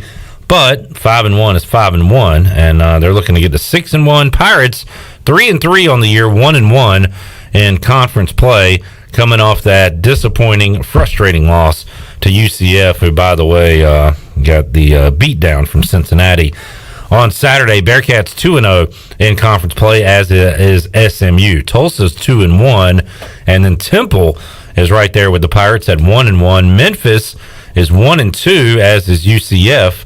Navy's 1-3, and then you got two teams at the bottom, Tulane and South Florida, yet to win a conference game, and both of those teams are 1-5 overall. So that's a look at the standings right now in the AAC. Houston has played 6 games, the same as Cincinnati. Cincinnati and their standout defense has allowed 82 points this season. Houston's only allowed 97 points. So they've played 3 conference games. They're 3-0. They've allowed 52 points in those 3 conference games. So you can do the math there. They have looked really good on the defensive side of the ball. Tyler Snead and Rajay Harris, a couple of the Pirates who will be seeing that defense firsthand on Saturday. DJ Ford, the one trying to hold down Dana Holgerson's offense on Saturday. Let's hear from those guys right now as they joined me earlier today inside the Pirate Radio Players Lounge. All right, back inside the Players Lounge, on a Monday edition of Pirate Radio Live. Got a couple of guys on the offensive side of the ball, Rajay Harris and Tyler Snead, DJ Ford as well. Gentlemen, welcome back. How are we doing today? Good. How you doing? I'm great. Good to see y'all again. And let's go over the bye week first. We'll go around the horn. I talked to Holden Ehlers earlier. He was on my plan, which is watch football all day Saturday, and I pretty much did the same on Sunday. So, Tyler, we'll start with you. What was your bye week weekend like? Well, I went home, got to see my family, spend time. They cooked, so that was good. But, yeah, just watch football all day. I feel like we never get to do that, so it was good, like, finally having that opportunity. Home for you is the Triangle area, right? Where? Yes, sir, Raleigh. Like an hour and a half. All right. DJ, what'd you do your weekend? I took the time to kick my feet up and relax, you know what I'm saying? Eat some good food for sure, and then watch some football all day. Well, y'all both mentioned food, so what'd you eat that was so good, Tyler? We'll start with you. My grandma came. Oh, man. She had the fried chicken, and then she had, mashed potatoes, green beans, lima beans, all the good stuff. Damn. All right. It's crazy. DJ. It was really similar. I had a lot of the same stuff. But I also did some eating out, too. I went to this one Italian spot, got some good food there. So. Good deal. Yeah. Raji, a lot of eating for you? Nah, not really. I went home, seen the family. We went out to the movies, watched the new Halloween. Oh, yeah? Yeah, then we went to 100 Trail the same night. How was that? Getting all the scary stuff in. Yeah, it was crazy. I had to take a picture with Michael Myers, man. I might post it on Twitter one of these days. Go ahead. Home for you is South Carolina, correct? Yeah. Good deal. All right. By the way, before I forget, we haven't talked to you in a couple weeks, Rajay. Last time you were here, you were wearing a shirt that a lot of people were asking about. Which one? The band. You were wearing a Slipknot shirt. Oh, yeah. And we had so that's like a metal-ish band from I remember them from 20 years ago or so. So do you know who that is? I don't. I don't know. Where did you get the shirt? We got a T-shirt. We got a T-shirt dude back home. Okay. Sell T-shirts, and he got a lot like graphic tees and everything. Yeah. So you just like the shirt, man. I got a couple of them. I got like 3 or 4. I do not know no songs, so don't ask me. Okay, that's how it is sometimes. Yeah, that's how it is. Well, I see like Russell Westbrook will like walk into an arena with like Led Zeppelin, and that's kind of the thing, I guess, right? There's no telling with Russ. Yeah, that's true. He's got a lot of interesting outfits. Yeah, his fashion sense. He ain't gone full Cam Newton yet, but he's getting there. I seen him wear a dress one time. I don't know. You gotta draw the line somewhere. So, let's talk music real quick. What do you listen to music before a game, and if so, what do you listen to hype yourself up? Well, my brother raps, so I kind of listen to like a couple songs that's about me before I play. So awesome. That's really what I be listening to. That's pretty cool. That's personal. Yeah. Definitely. What are you listening to, Tyler? Just some Meek Mill, Lil Baby. Okay, then, Snead. Okay. I see. I gotta get hyped up. So DJ, what's on your playlist? It depends. I have one playlist that I kind of update often. I'll listen to that, but as it gets closer to game time, I have the same playlist I've been listening to since high school. Yeah. You got to take it back to the roots. You know what I'm saying? You can't forget where you come from. So that put me in my mode every time. There's that and the routine. So, like, what else do you guys do on game day that you have to do every game day to feel good? Whether it be like putting your cleats on a certain way. Like, do you have any superstitions on game day? Any of you guys? I have one. I walk the field. I've been doing this since like my freshman year in high school. I walk down, I walk back, and I pray by the goalpost. Just pray for about every game, no matter where you are. Every game. That's cool. And then warm ups, I had I just point to the sky. You know, it's just my little ritual, what I do every game day. Y'all got anything you do every week? So I make sure I eat the same things at the hotel before. So I always eat the same meal, you know what I'm saying? I have the same layout. And then a lot like Rajay, pregame I go out on the field and I always got to pray some. I usually go to the bench though. I don't go to the end zone. I go to the bench. I just sit down and I take, you know what I'm saying, like 5-10 minutes and just, you know what I'm saying? Yeah. Yeah. Tyler? I always pray before the game, but not really the food and I don't walk the field or anything. It's just pray before every game and let's go. I just hope, DJ, they keep bringing that same food, or you bring it yourself. Whatever. 'Cause if it's not there one game, you're gonna be messed up. But no, we keep the pretty much the same lineup. Let's. I understand, guys, and I don't know how much. How important last week of practice was for you guys. It's always important, but it sounds like last week was a focus on the younger guys, especially a scrimmage. And so let's talk about like the guys behind the scenes right now. And Tyler, who is anybody stood out on the scout team defense, or a younger player, or even a younger receiver behind you we haven't seen on the field yet? Let's talk about kind of the future of ECU football real quick. Who's somebody that stands out to you? Yeah, no, there's a lot of guys. You know, starting defense. Probably DP, you know, he's good, freshman. And then you just got guys, David Laney, Ty Moss, you know, those are the guys that mainly guard me, so that's what I'm looking at. Who's DP? DP, Darren Perry. Yeah. Okay. Darren Perry, there we go. Mm-hmm. He's going to be good, though. I think he's going to be special. That's my guy. Yeah.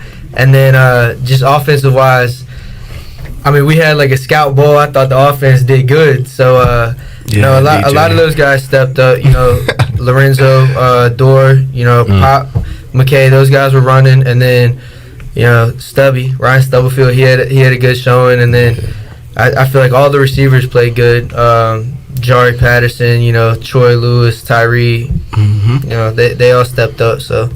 I think it was Bruce and Xavier were telling me Walter Simmons has done a good job. Scout team. DJ, how about you from a defensive player standpoint? Anybody on offense that stood out, or that you're taking under your wing on defense? Yeah, a lot of the same guys that Tyler mentioned. So DP, that's my guy. We do a lot of stuff, pre-practice, post-practice every day. You know, everybody else heading inside, we stay like 5 minutes extra. I tell them, you know what I'm saying, you stack those days, 5 minutes over the next 4 years. You know what I'm saying? You do the math. That's a lot of time. So excited to see him step up, make some plays, to work on his composure as well. You know what I'm saying?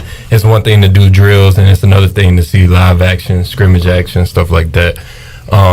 Ty Moss, another one of the guys, David Laney. And then some of the offensive guys, like the quarterbacks he was talking about, they're usually the guys that give us our looks on scout team. And so it was fun to watch those guys and kind of support them, you know what I'm saying, as they got into like more of a competition setting, you know what I'm saying, to see how they handle the heat. So, Rajay, how about when you're battling the defense at practice? I don't know how much contact y'all are allowed, but is anybody popping you? Anybody standing out at all?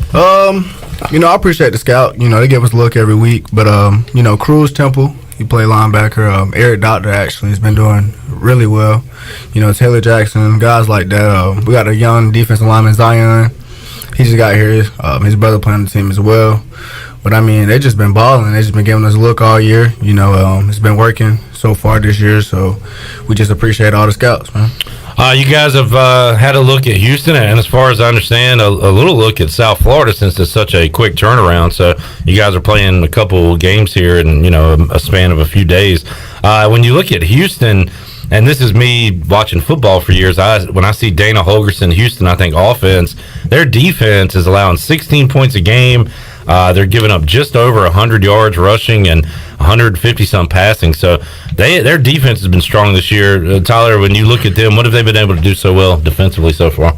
I think they just, you know, they don't really make mistakes. Everybody's locked in on the same page, and they execute. So, you know, it's a challenge this week, but we're always excited for it. We always accept the challenge, but no, they are a very good defense, very talented team. Rajay, I saw Stephen Igo hoist the colors, was going through their defense and said ECU, like all weeks, but especially this week, is going to have to establish a running game. I know you like the sound of that. I love it. But a tough defense there. I'm sure you're ready for the challenge. Yeah, watching film, you can tell, very disciplined. Defensive line is hectic. They got good safeties, good linebackers, corners playing physical man-to-man coverage. So, we're just going to have to, go with the run, go with the pass, and just open that defense up. DJ, how about offensively? Anything stand out? Your first look at the Cougars? Yes, sir. They for sure have a lot of speed on the field at the skill position. So, much like the rest of their team, like they have a great team all around. So we're gonna have to make sure we're focused on us doing what we need to do. Because I believe when we play our brand of ball, play the way that we know how to play, then we can play with the best of them. You guys have done pretty well on the road this year. Had a neutral site game against App State, but went to Marshall and won. Went to UCF, had a chance to win. So, being that you've been in all those games, does that give you confidence no matter who you're taking on the road? Most definitely, but we give each other confidence, every day. We play against each other, practice against each other every day. We just going there with the right mindset, just knowing that we had a great week, and we let our, the practices take on whatever we got to do. Rajay, you weren't here the week after Snead missed you on that throw. Whose fault was that? We need to point the finger at somebody. It was mine. It was I still should have caught that. It was a bad ball. I had told him I still should have caught it. I think I told you after the play, I was like, I still could have caught it. Well, I thought he caught it. That's right. That's right. I thought he caught it. I didn't see. I think I got a little pass interference in there. I'm not gonna say too much, but I just, it is what it is. Do you feel for holding in other quarterbacks? It seems like you get popped every time you throw a ball, Tyler. And it's always on a rollout. I see him, and then I'll throw it, and then I don't know what happens after that. I listen to the crowd and stuff. So you feel like they're just looking for you. So you just he never gets a clean pocket. It's tough. I definitely feel for Holton now that I'm taking some of those. You guys very creative on those. How many new wrinkles do you add? Don't be specific and give away anything, but is that something you're coming up with every week, like a new wrinkle? Yeah, no, every week, based off what they do, you kind of just put new wrinkles in, add some new plays, and they've done a good job of just adding those and just tweaking them a little bit, just trying to make something happen. So, Rajay, year 2 of the program, still listed as a freshman, but were you a film guy? Did you have access to that in high school, or is that something you kind of jumped into now that you're at ECU? And how much of the cerebral, mental part of the game are you getting into your second year here? Well, I always had access. My 9th grade year, I don't really think I was watching that much of film. But my dad, he also played running back, so he pulled me to the side and just told me that I need to know my opponent. Like the first name, last name, and mom's name, just stuff like that. So, I had a chance in high school to get on that fast. So when I came to college, it wasn't really nothing new, besides the size of the players or this or that. So I was pretty good when I came to college with the film. I was pretty good. And DJ, as much football and as long as you've been around, I got to imagine it's like second nature to you right now, watching film and like Rajay said, knowing everything about your opponent. Yes, sir. But unlike Rajay, it was a skill that I had to learn once I got to college. So in high school, I relied a lot off raw athleticism and things like that, just kind of see ball, get ball, you know what I'm saying? But once I got to college, I quickly realized that you need to find an edge, and that was one place that I was able to find mine. Being able to study up and learn things about my opponent, and being able to anticipate certain things from certain formations and alignments and different splits and certain motions and things like that. So that's one way that I for sure was able to elevate my game. Guys, last week we left it out to the listeners and the viewers to grade the offense, defense, special teams. So it'd only be fair to ask you guys. So Rajay, we'll start with you. 6 games up, 6 games to go. How do you grade out Rajay Harris in 2021 so far? So far, I don't know, man. It's kind of hard right now, just the first 6 games, but I haven't been doing so bad. The next 6 games, I was telling everybody yesterday that it's gonna be the best 6 games ever. So, it's not bad, but it's not good. But getting better 1% every day, so I'll be just fine. What's funny is the fans are pretty harsh with their grades, but if I ask you guys, you're probably harder on yourselves than they are on you. You think you can play a lot better. Tyler, how about you? Yeah, no, I feel like I haven't graded out the highest and not what I want to be at. So no, I just gotta continue going, like he said, 1% every day and get better. But yeah, next 6 games, I'm definitely trying to bump that grade up. Definitely. DJ, much like these guys, I feel like there's always more. You know what I'm saying? Yeah. There's like being an athlete, you always want to be the best. You want to, you know what I'm saying, do better. So I can definitely do better, and that's the plan moving forward for the next 6 weeks. So. DJ Ford, Tyler Sneed, Rajay Harris here in the Pirate Radio studios. We're out of time. No time to talk about the Cowboys today. Sorry, Tyler. Hey, I got lucky. Oh, he's giving the CD Lamb. No, that was a great game. My team stinks. My team, I don't even want to talk. Niners, they were off, so that's good. They didn't lose yesterday. Last week, though, I was like, man, I'm about to pick another team. And Steelers got an ugly one, right? Yep. Ugly one, but hey, win's a win. You need to stop cheering for them. I gotta stay faithful. That's what it's all about. Well, guys, good luck to you. Have a great trip out to Houston and a quick turnaround South Florida. I know you guys are ready to be back at home under the lights, blackout. That's gonna be a lot of fun next week. So we'll talk about that one with you next Monday. Thanks for dropping by today. All right, thanks for having me. Appreciate it. All right, Tyler Sneed, Rajay Harris, and DJ Ford coming off the bye, getting ready for Houston, dropping by the Pirate Radio studios earlier today. Part 1 of the Players Lounge. Part 2 coming up next, because we'll hear from Bruce Bivens and Xavier Smith, as those two guys came by the Pirate Radio studios a couple hours ago. We got those conversations on the way when we return on Pirate Radio Live. We're back with you. Hour 2 rolls on in the Players Lounge. Back with you after this.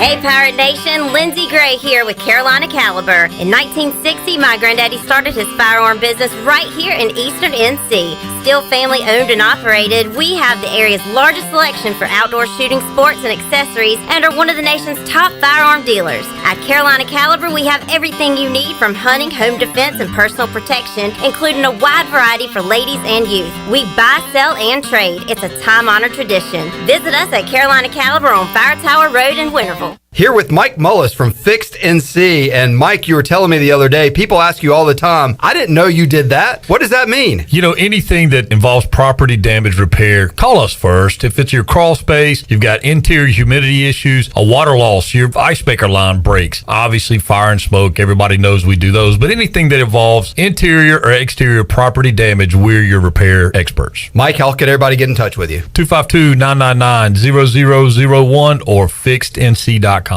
On Saturdays, your team needs you, your sofa needs you, and you need a Jersey Mike's sub. Get it all with free Saturday delivery when you order through the Jersey Mike's app. Jersey Mike's, a sub above. This Saturday, while you watch the game at home, we're watching the grill at Jersey Mike's. Order through the Jersey Mike's app for free delivery on Saturdays, unless you're going to miss hearing this. Jersey Mike's, a sub above. North Carolina State Parks is proud to announce that they have partnered with the Hometown Strong program. Our visitor centers are now equipped with public Wi-Fi to help kids with school. Remote learning has become a critical public health measure in maintaining social distance and continuing to educate our young people. Take advantage of Wi-Fi and a hike at Goose Creek State Park or a day trip to the beach and access remote learning at Fort Macon State Park. For more information, visit hometownstrong.nc.gov.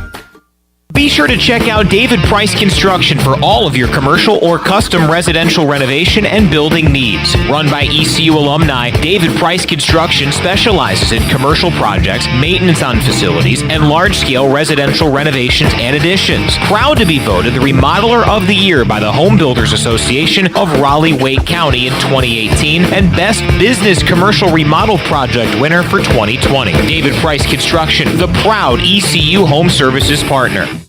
Hello, Pirate Nation. This is Bram Anderson from Tiebreakers, and we are excited to announce that we will be opening our second location in Winterville soon. Right now, our growing company is hiring team members for all positions for both locations. We need managers, bartenders, servers, cooks, and dishwashers. If you're looking for an opportunity to be on a fun and exciting restaurant team, then come see us today. Apply in person at Tiebreakers at Bells Fork. Check us out at tiebreakersnc.com.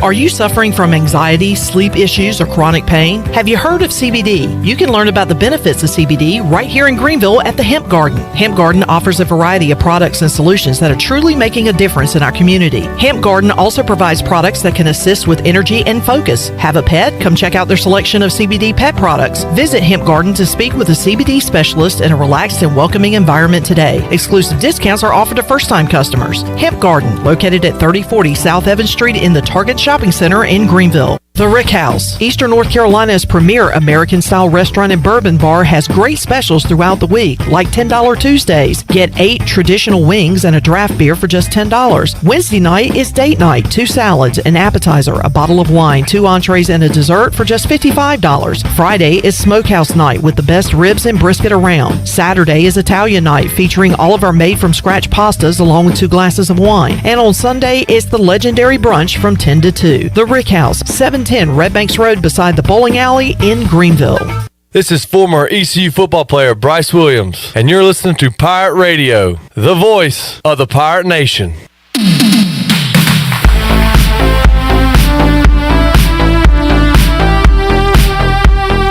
This hour of PRL is brought to you by Tommy's Express Car Wash. Come experience the difference at Tommy's. Now open at the corner of Greenville Boulevard and Red Banks Road. Doesn't your car deserve it? Visit Tommy's Express Car Wash today. Now back to the show. Well, welcome back. Do you have real estate questions about buying or selling residential or commercial properties? Are you curious about the current real estate market, or do you need a property manager for rental houses? ECU alum Scott Harris with RE/MAX and SD Harris Properties can help answer every question you have and show you a stress-free real estate experience that will be memorable and enjoyable. If you have some real estate questions, Scott has answers. Call Scott Harris today at 347-1857. Now let's head back in to Pirate Radio Live. Here is your host, Clip Brock. Alrighty, rolling right along, about halfway home here on this Monday edition of Pirate Radio Live. Monday Night Football tonight. Titans and Bills. You can hear it right here on Pirate Radio. Also, Game 3 of the ALCS. Fenway will be in a frenzy as the Astros and Red Sox play, and that series tied at 1 game apiece. So, a good sports night tonight. And, man, now you've got the NHL, NBA trickling in pretty soon. We'll add college basketball to that mix. So, there's a lot going on. Let me check the schedule to see what kind of midweek college football action we have, because I have not looked ahead as of yet. And last week we had, a Tuesday night game, right? Let's see what we got this week.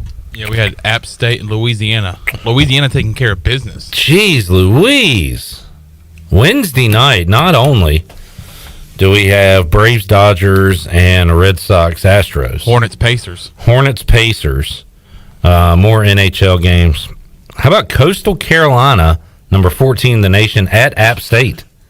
That's a great college football game. There is too much going on Wednesday night. Awesome night to be out at A.J. McMurphy's for sports trivia. Lily was just about to say. Because we'll be tuned into all of it as we play a rousing game of trivia coming up Wednesday night at 8 o'clock. So there's your Wednesday nighter. Thursday night, Tulane at SMU, FAU at Charlotte, Louisiana at Arkansas State, San Jose State at UNLV. Did you see that they have like a celebratory slot machine? Yeah, and I chuckled when I said UNLV because that is the third time, at least the second time, I think the third time this season, and they're getting so close. They lost by 8 at the time ranked Fresno, or maybe the fourth time because they lost by 2 week 1. They lost by 8 to Fresno. They lost by 7 to ranked UTSA. And the other night, they lost to Utah State by 4, losing a fourth quarter lead. I've almost sent Damon Magazoo, former Pirate, a congratulatory late-night Saturday text 4 times now, and have yet to be able to do it because they're 0-6. So whenever they get that first win, I can't wait to say, great win, Mags. Way to get to 1-6. But it's like the season's slipping away on them. But Saturday night, it was another, I think it might have been a Friday night even. But either way, I was sitting there saying, all right, I'm going to send this text to Mags and say, way to go, pal. Secondary coach there at UNLV. But they just can't close it out in the fourth quarter. And they were predicted to be at the bottom of their conference but they could legitimately be 4-2 right now if things went a different way in the fourth quarter of those games. Anyway, let's get back home to Pirate and talk to current ECU defensive players, Bruce Bivens and Xavier Smith. They dropped by the Pirate Radio studios earlier this afternoon. Let's hear from those guys right now inside the Players Lounge. All right, back inside the Players Lounge on a Monday edition of Pirate Radio Live. Clip Rock here with Bruce Bivens and Xavier Smith. And guys, coming off a bye week. Good to see you back here. How are we doing today? We're doing good. Doing fine. Let's recap the bye week. It was a lot of football watching for me and hanging out with the family. How about you, Bruce? We'll start with you. How did you spend your weekend off? Man, I just spent a lot of time, resting. I went to the beach.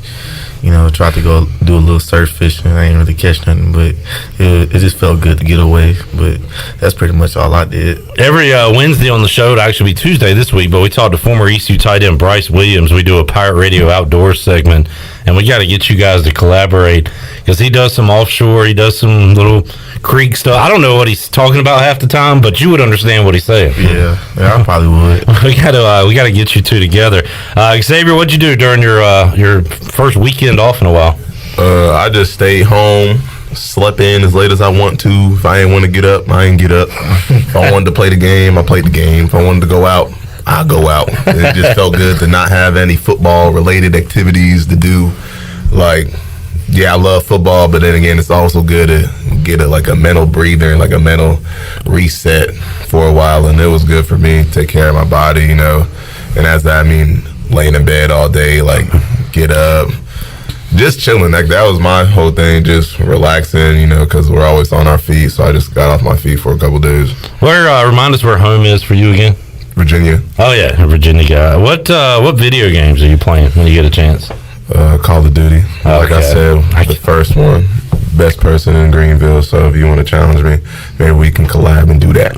Okay. The challenge has been put out there by Xavier Smith. I can't do those shooter games. I guess I'm too old. I play FIFA and Madden, all the sports games. I stink of those shooters. If you want Madden, smoke too.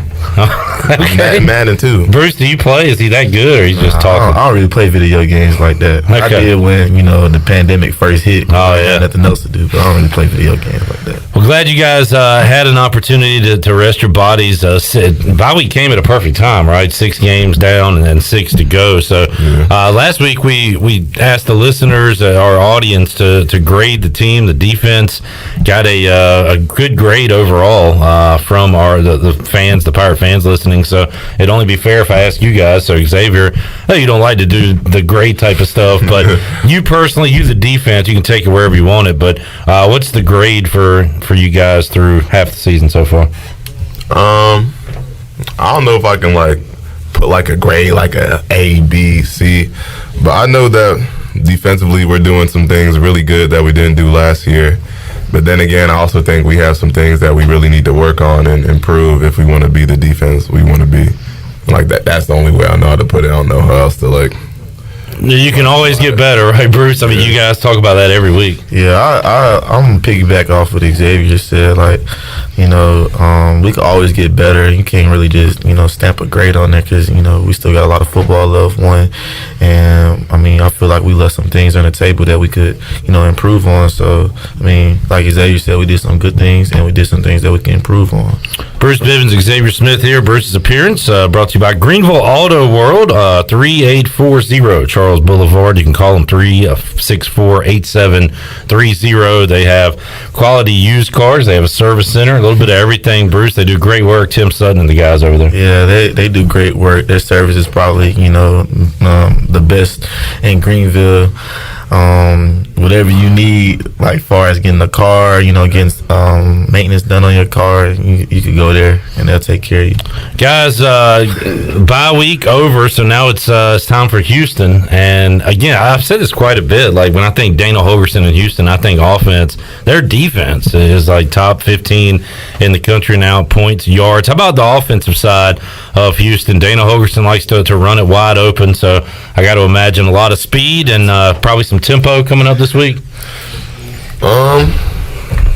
They're definitely a well-rounded football team, but then again, I think we can beat everyone on our schedule, so it all comes down to us like doing what we have to do. You know, we watch the film and it's now like we see that we compete with some of the best teams in our league. So it's like a different viewpoint. Like, yeah, you watch film, you're like, yeah, like those guys are very beatable. And I feel like that's the first time in a while like a lot of people on the team felt that way, because like we're clicking on all cylinders. We still have some stuff to work on, but like for me personally, like it's a change that way. Like I honestly feel like we can beat every person on the team. Like I always felt that way, but like now like I'm seeing like the progressions and I'm seeing like the work put in and it's translating. So they're a good football team, but I also think they're a very beatable football team if we do what we got to do. Well, you feel that way because you guys have been in just about every game, and you've won on the road at Marshall and coulda, shoulda, woulda down in Orlando last game. So, Bruce, you guys have played pretty well on the road. That's got to give you confidence no matter who you're facing, right? Yeah, I mean, we play some pretty, prestigious opponents. We just got to do what we got to do to, win or whatever. Shoot, I mean, like Xavier said, we could beat anybody on our schedule. It's just up to us. I know last week was a big week for the younger guys, a scrimmage, I believe, for the younger guys on the team. So, well, what happened in that scrimmage? It was just fun to watch. It was just real fun to watch.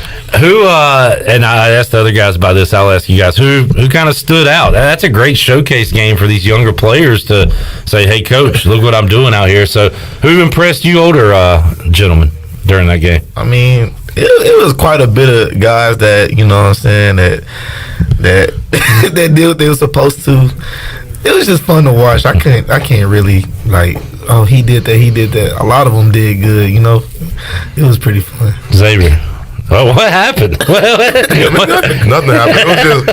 It was just fun to watch because I really wasn't even like locked in that much to like seeing what players popped out, because I feel like that was what the coaches were trying to see. I was just acting like I was a coach, so I was having fun like in that aspect, like with the older guys. Like I was just taking a step back and just like relaxing because I knew I was about to have a couple of days off. So like mentally, I was already checked out of like being like football program, so I was just having fun, like acting like I was a coach, but I wasn't really paying attention to like who was popping out. Like if someone got ran over, like we'll all laugh about it. Someone got mossed or like a big hit, we'll all like hype it up. And it was just like things like that. I didn't really like narrow down to see like, okay, who's about to help us, because I feel like that's above my pay grade. And I feel like I was just chilling. You're not making those decisions, so you ain't worried about it. I don't do the coins here.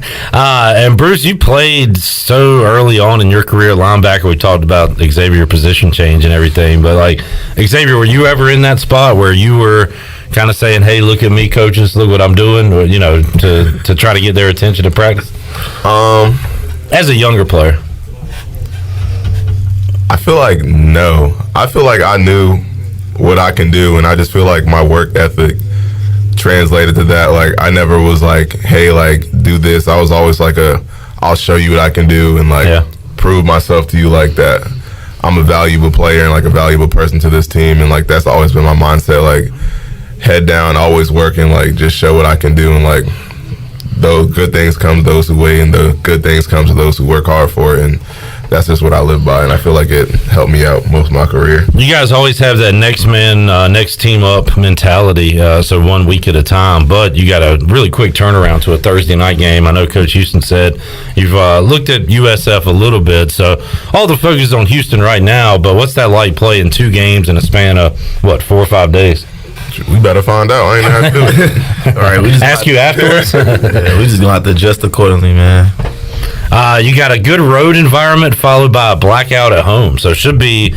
You guys missed out on that so much last year. The fans, I know you're jacked up for these next 2. Oh yeah, definitely that blackout game. I'm focused on Houston, but shoot, I all black. That all black. That's going to be a lot of fun coming up next home game at Dowdy Ficklin Stadium.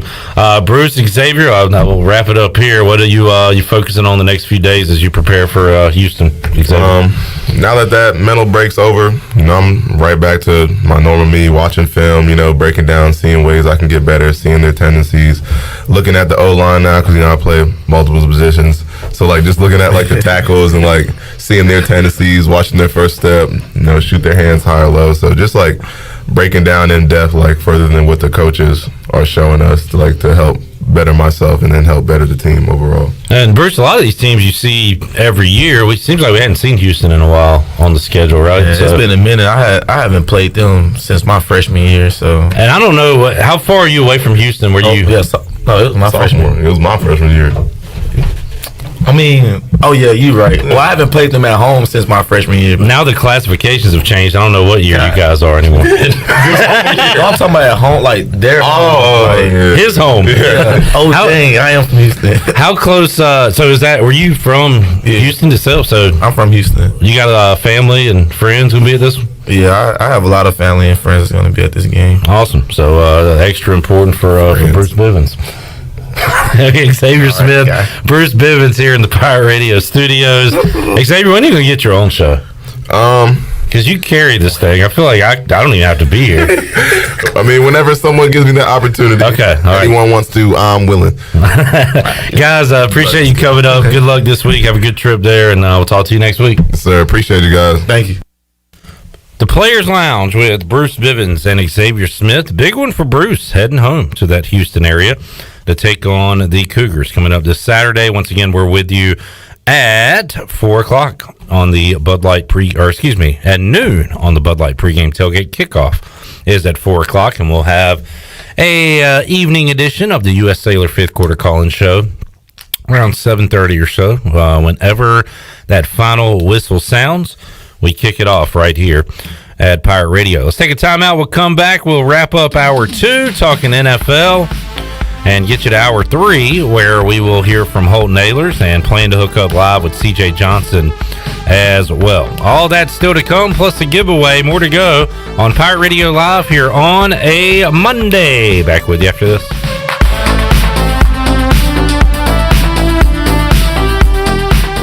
The Alzheimer's Association Walk to End Alzheimer's is full of flowers, each carried by someone committed to ending this disease. Right now, we need you to add your flower to the fight. Take part in the walk to help raise funds and awareness for a breakthrough in the fight against Alzheimer's and all other dementia. Come and join us on Saturday, October 23rd in New Bern, or you can walk from home by going to alz.org/walk.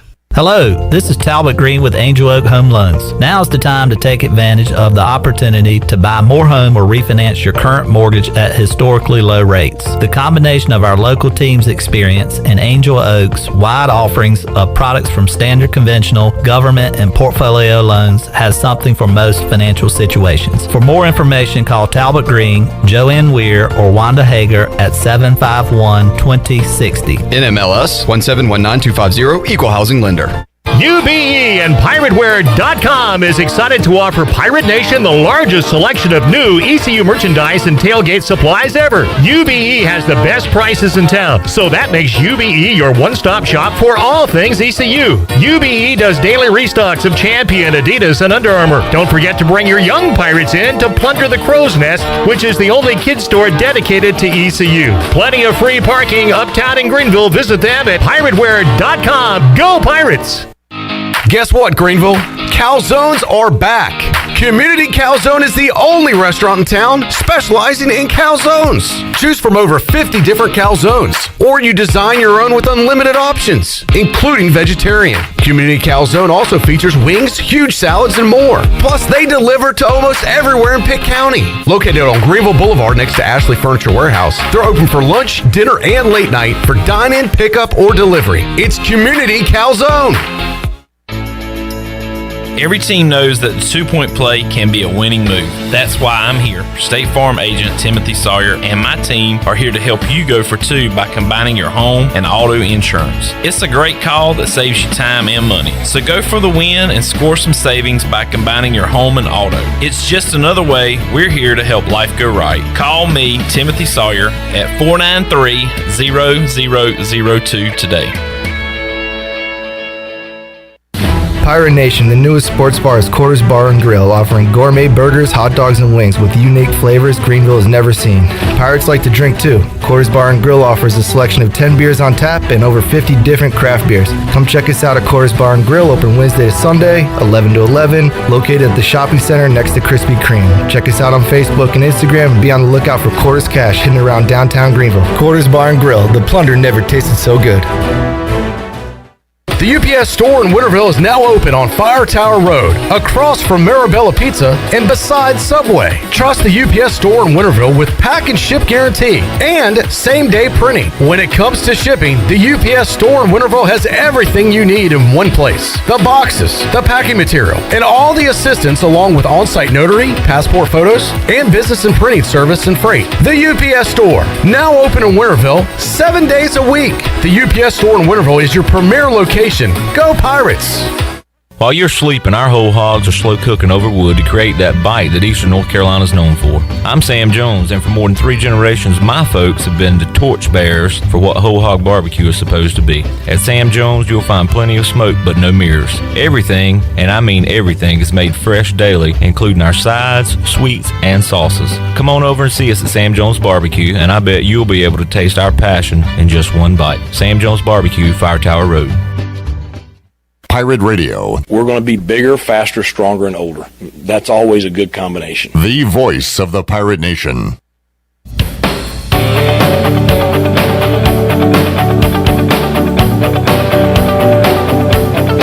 This hour of PRL is brought to you by Tommy's Express Car Wash. Come experience the difference at Tommy's. Now open at the corner of Greenville Boulevard and Red Banks Road. Doesn't your car deserve it? Visit Tommy's Express Car Wash today.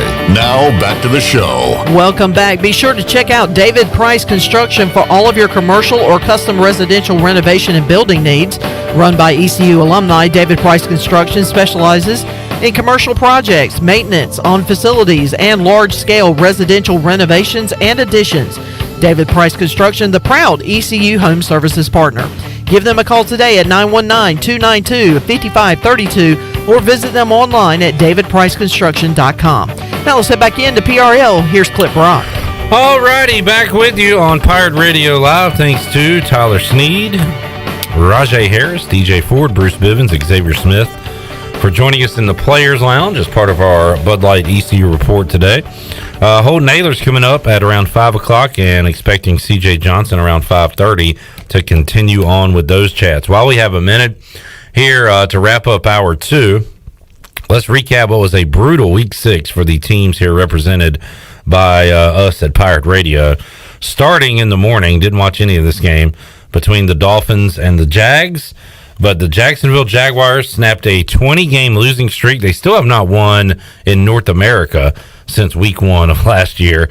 But they beat the lowly Dolphins, who dropped to 1-5. Tua played pretty well. He had over 300 yards passing, 2 touchdowns, did have an interception. But Trevor Lawrence had over 300 yards and a touchdown in the Jacksonville win. Another difference in this game. James Robinson for the Jags had 73 rushing yards. As a team, Miami had 77 rushing yards, so the Dolphins unable to run the football on Sunday.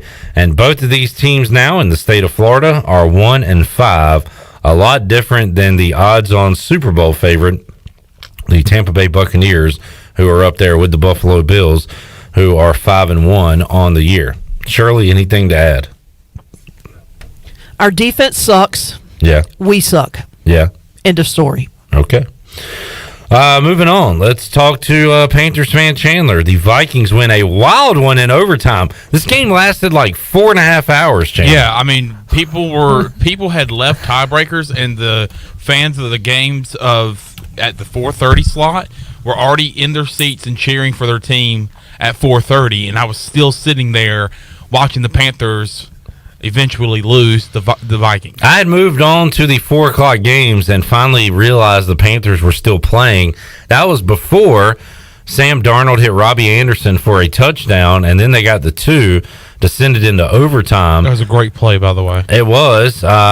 Problem is, Sam Darnold yesterday, 17 of 41. Not good. 207 yards, a touchdown, and an interception. The interception came on the first play of the game. Some gross numbers there. Chuba Hubbard finished with 61 rushing yards and a touchdown. He had how many catches? Just one yesterday. Yeah. So didn't get him involved much out of the backfield. Just an ugly. They scored 28 points. 7 of those came on a punt return or a kick return. It was a block punt return for a touchdown. Punt. So you got some hidden yardage score that way. But just an ugly game yesterday. Kirk Cousins, 373 yards, 3 touchdowns, including the game winner to Osborne to cap it off. So the Vikings got theirs.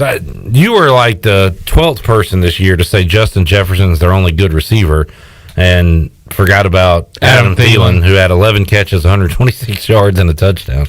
Yeah. Yeah. Justin Jefferson, not much going on yesterday either. So these are a lot of pretty big number. 34 is a big number, Chandler. Why is everybody complaining about the offense? Well, because there's absolutely no production at all. You see it right there at the top of of the stat sheet there with Sam Darnold. 17 for 41. You passed for 41. You passed 41 times in the game and only complete 17. Now I'm going to go on to the receivers here. There was a lot of drop passes from the Carolina Panthers, and a couple were from DJ Moore. We haven't really seen that issue from DJ since his rookie year. He had some drop issues and also fumbled a lot in his rookie year. In fact, he fumbled yesterday and cost the Panthers a turnover. So not enough production, especially, look, this team has no identity without Christian McCaffrey, and it's getting sick. I'm just getting so sick and tired of it. We have to have him in the lineup, and we're not going to see him until week 9. Over the weekend, IR. Over the weekend, we put him on IR. So no Christian McCaffrey for the Panthers until week 9. But defensively, we're kind of taking a step back. I mean, you look at Kirk Cousins, 373 yards passing, 3 touchdowns. Dalvin Cook, thank God he's on my fantasy team, 140 yards off of 29 carries and a touchdown. And then Adam Thielen, like you just mentioned, racking up a lot of yards as well. So the defense is not looking good. We didn't have C.J. Henderson yesterday. Still waiting for Stephon Gilmore, the new Panther. He will be eligible. He's off the PUP list. It was announced today. He should be ready to go for the Giants game on Sunday. So Panthers have to find an identity, especially on offense, without Christian McCaffrey. And good to see Robbie Anderson. Robbie Anderson has been just hasn't been anywhere for this offense all year long after signing a 2-year extension. But just a lot of question marks for this Panther team, especially after starting 3-0. And I told you off the air one day, I said, look, I'm happy to be 3-0. Whenever you have a chance to win, you want to win. And I said, we haven't played anybody, and we have a pretty tough stretch coming up. We're really going to be tested, and we were tested that very first week after the 3-0 start with Dallas, and we seen that Dallas is really good, and played a very tough Vikings team that has lost a lot of close games this year. But the offense. Well, they're in close games every week. They're used to playing these games. Yeah, and they were up big. I mean, they were up 11 points in the 10th. Or in the 10th, in the fourth quarter, in the bottom of the 10th, in the bottom of the 10th, in the fourth quarter, and I guess they were like, well, we gotta make it close. We've been in a close game every single game this year, so they let the Panthers come back and go to overtime. Just a lot of question marks for this Panthers team. It's like we were talking about earlier this year for the ECU Pirates. There's a lot of ways you can point your finger, and I think it's the same way for the Panthers. They are, light years away from 3-0 as now they dropped to 3-3, and reality. It's been the longest 3 weeks of my life. Yeah, reality really starting to set in for Carolina. Reality has set in for Washington. They stink.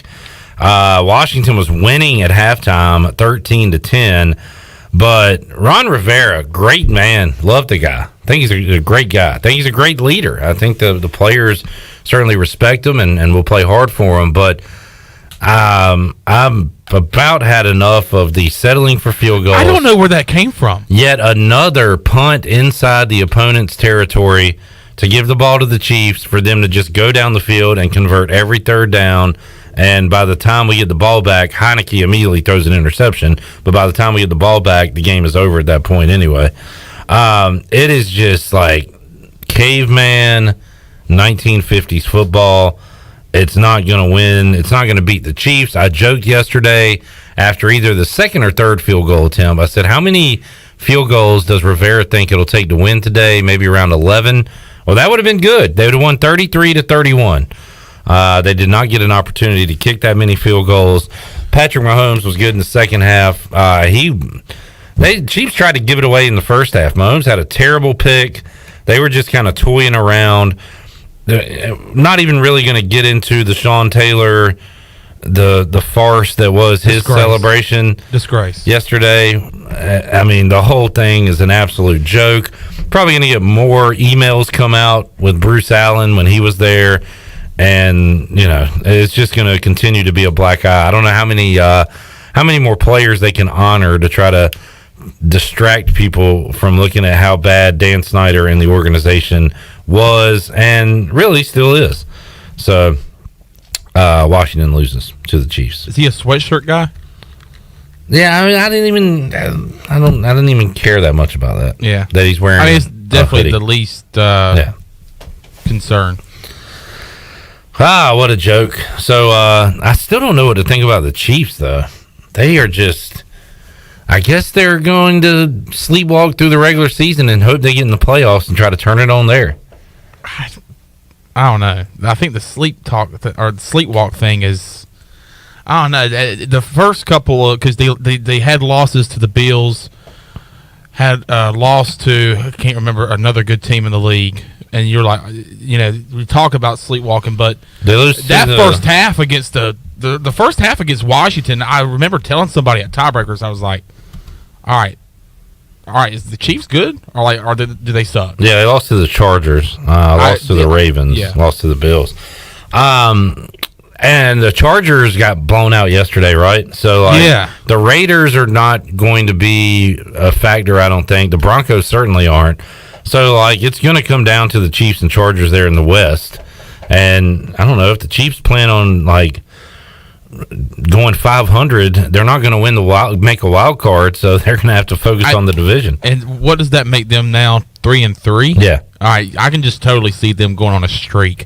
I can totally just see them getting to a at Titans next week. That'll be a pretty good game, but a game they'll be favored in. Versus the Giants, they'll be favored by double digits. Packers at home is a big game. At Raiders, Cowboys at home is a big game. So they do get the Packers and Cowboys at home at least, and then a ton of division games mixed in there. So, yeah, I mean, I could definitely see them reeling off. Kind of did that, last year or 2 years ago, where they just kind of sleepwalk through the first few weeks? Yeah, and then turn it on. Maybe that's their MO. Maybe that's we'll see what Andy Reid and Mahomes and company plan to do. All right, maybe more NFL in hour 3, more games to recap, but we got to go back inside the Players Lounge when we return here on Pirate Radio Live. Also, Shirley, we got a giveaway plan for hour 3 today as well. Yes, we do. I had to grab my sheet here. We have a $140 gift card to Revive Health and Wellness to give away. Revive Health and Wellness. We'll be doing that on Mondays, right? Yes. Because as Ellerbe said, you go through the weekend feeling a little groggy on a Monday. Great time to win a gift card to Revive Health and Wellness. Yep. So we got that coming up hour 3. All right, let's take a timeout. Come back when we return. You will hear from ECU quarterback Holton Ahlers. That's on the way on Pirate Radio Live. Back after this.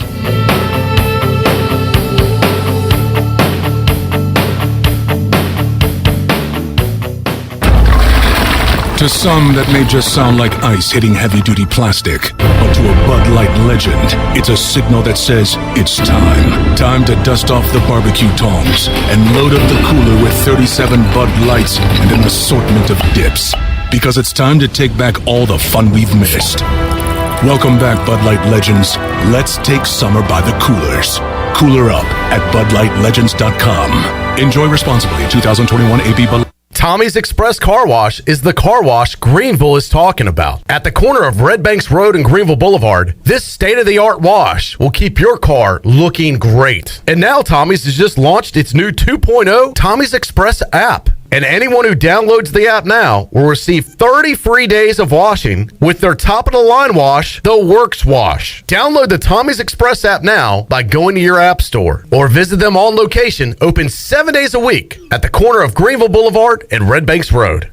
Other food delivery apps charge surprise fees, but Domino's is giving away $50 million worth of surprise frees, like free pizza, lava cakes, or cheesy bread when you order delivery online. And we found some unique ways to get the word out. Like screaming it! We even called Paul Revere. Free lava cakes are coming! Order delivery online and you could get a surprise free from Domino's. No purchase necessary. Open U.S. residents 13 and up through 11/21/21. Odds of winning are 1 in 14. See rules at surprisefreeze.domino's.com for free entry, blackout dates, restrictions, and details. You know texting while driving is dangerous. That's not new information. Yet most people admit to doing it anyway. Drivers are 23 times more likely to be involved in a car accident while texting. Know the facts and wait to text. The danger is real and it applies to you. Auto Owners Insurance. The no problem people. Information provided by Virginia Tech Transportation Institute. This is Jeff Gibson with Town Insurance in Greenville. Call me today at 756-8300. Go Pirates! The Dickinson Avenue Public House is a lively and diverse restaurant in Greenville that utilizes fresh and local ingredients. With influences of Creole, Asian, and upscale Southern cuisine, the DAP House offers a seasonally rotating menu and a full-service bar with rotating craft brews on tap. Come to the intersection of 8th and Dickinson and enjoy $1 off drafts on Tuesday, half-price flights on Wednesday, half-price wine bottles on Thursday, and $1 oysters Tuesday through Friday from 5:30 to 7. For more details, check out their website at daphouse.com. NC.com. Hey Pirate Nation, this is Scott Harris with RE/MAX Preferred Realty. I've been in Greenville over 25 years. I'm a proud graduate of ECU. If you're looking to buy or sell a home, then give me a call today and let me help make your real estate process fun and easy. I keep it simple and explain the process every step of the way. My goals are your goals. There are no long-term contracts and you always deal with me from start to finish. The right home starts with the right agent. Call me, Scott Harris, at 347-1857. Go Pirates. Warren's Hot Dog Pizza. Homemade lemonade. Hey, Pirate Nation, are you ready for some Warren's hot dogs? Warren's Original Hot and Judy's Mild Sweet Chili Hot Dogs have been the official hot dog of sports fans for over 30 years. Pick up a tailgate special this football season of 10 or more hot dogs for only $1.50 each. Warren's in Greenville across from Ron Ayers Motorsports and the new Chocowinity location next to the fire department. Warren's Hot Dogs. Want some? Get some. Go Pirates. The convenience of Pitt Greenville Airport is waiting just outside your front door. Service is back, so you're connected to destinations worldwide through flights from American Airlines. Plan your next trip. Book your flights today at flypgv.com or aa.com. Are you starting to plan your holiday travel for this year? Book today on American Airlines at PGV and enjoy the friendly convenience of flying from your local airport. American Airlines and PGV. Book today at aa.com. PGV, where the pirates fly. This is Pirate Radio, WGHB Farmville, 1250 and 92.7 FM Greenville, WDLX Washington, 930 and 104.1 FM Washington.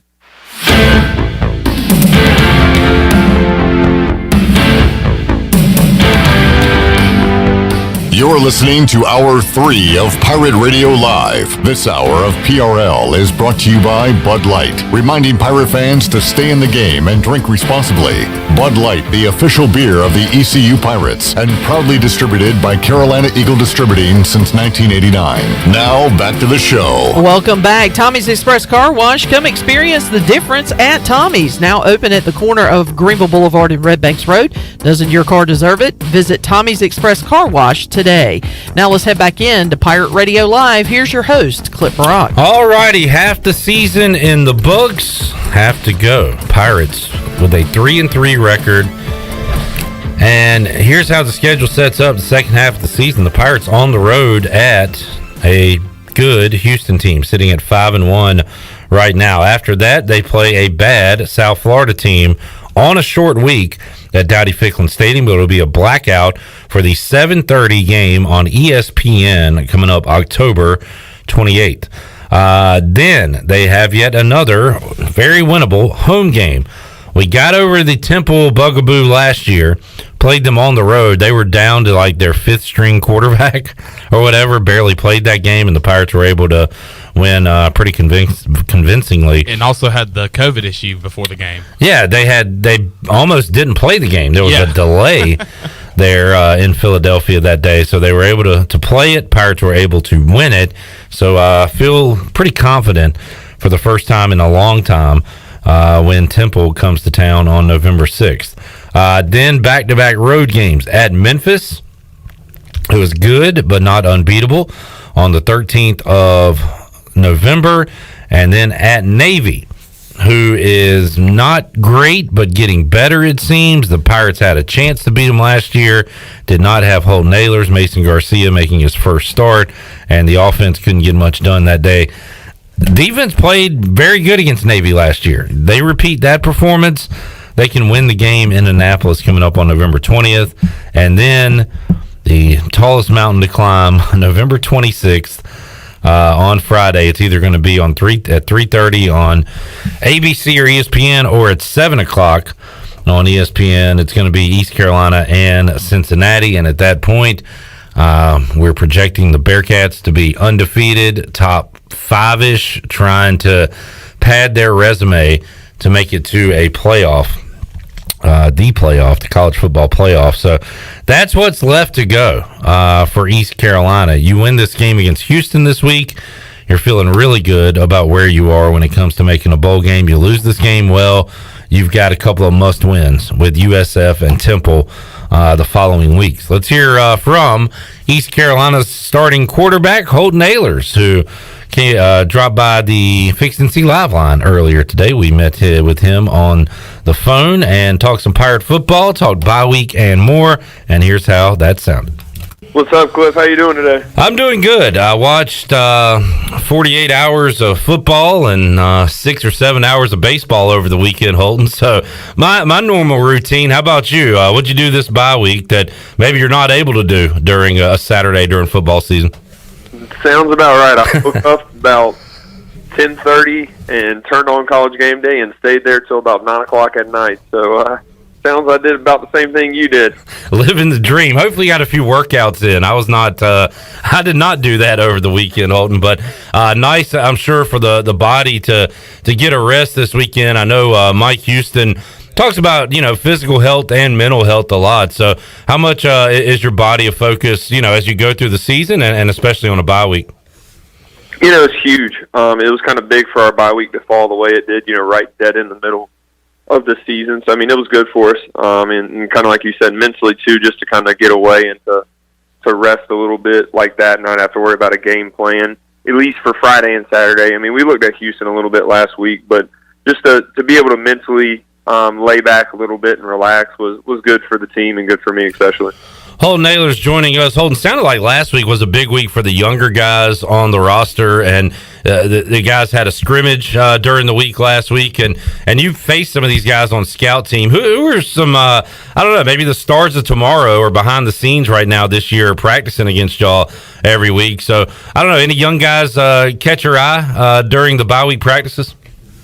Oh, yeah, there's a ton. I'm offensively, usually who I'm more around than defensively, so I can't really speak too much of them. But offensively, any of those receivers are going to be good. The Kerry King, Kerry had a really good spring and unfortunately messed up his wrist during camp, but he's going to be a really good receiver out there. Tyler Savage is a guy that's playing this year, but he's got a really bright future. Taji's a guy that switched over from quarterback. All those receivers are going to be good. And then obviously the young running backs that we got are going to be really special. So it's exciting to watch those guys last week and kind of see what they got and continue to move forward with them.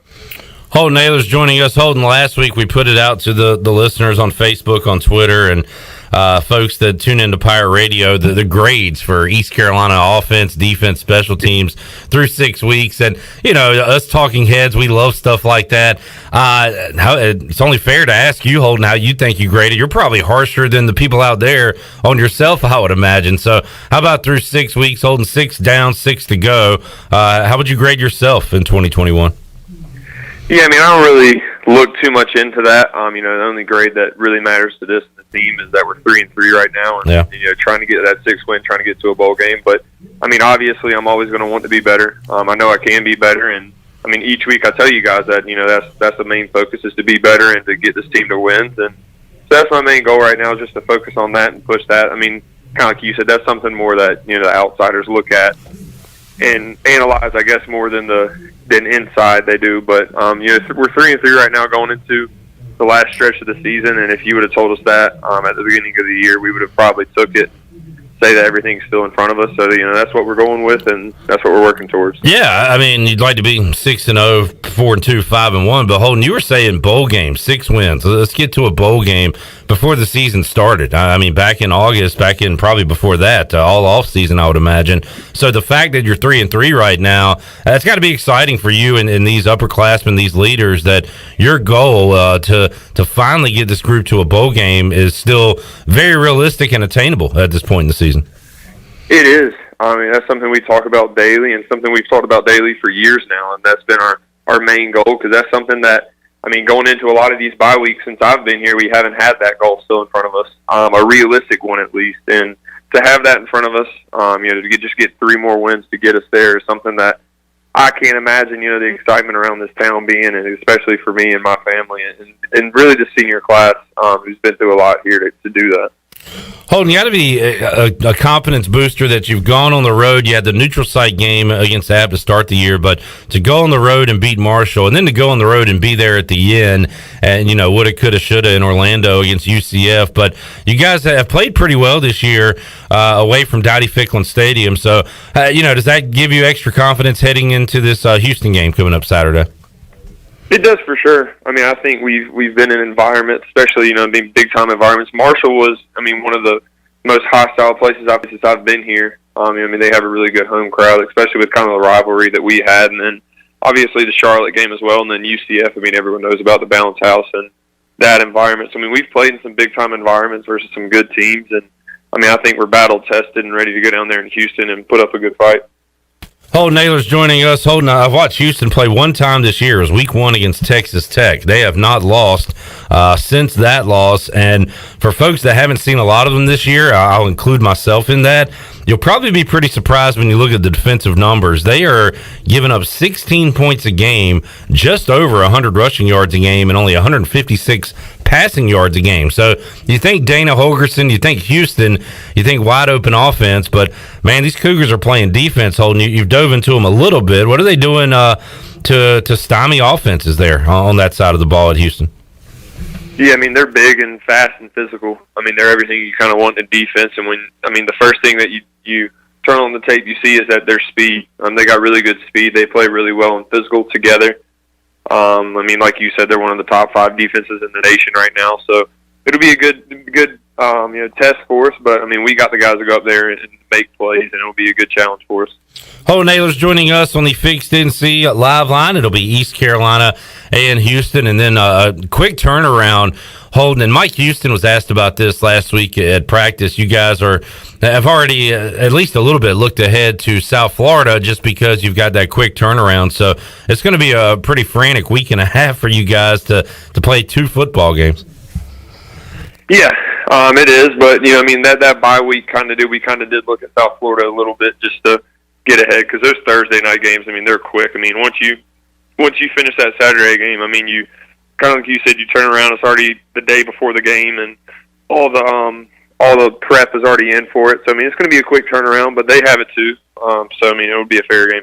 Holden, when we talked to Bruce and Xavier, DJ, those guys on the defensive side, and even the skill guys as well, they really like the blackout, the atmosphere, the night game that you'll be seeing next week, and even a rowdy road environment. How about for you, the quarterback? You got to stay calm no matter what what's surrounding you in the environment in the stadium. But does it jack you up? Does it help you, hurt you when you're playing in front of a huge crowd like that?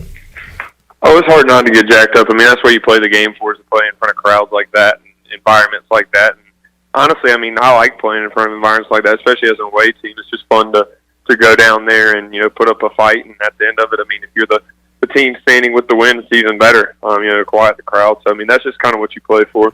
Holden Naylor's joining us. Holden, we'll ask you. I think I already know the answer. You're going to get a little bit better every single day. What's the goal this week in practice for you and the offense as you get ready for the Cougars?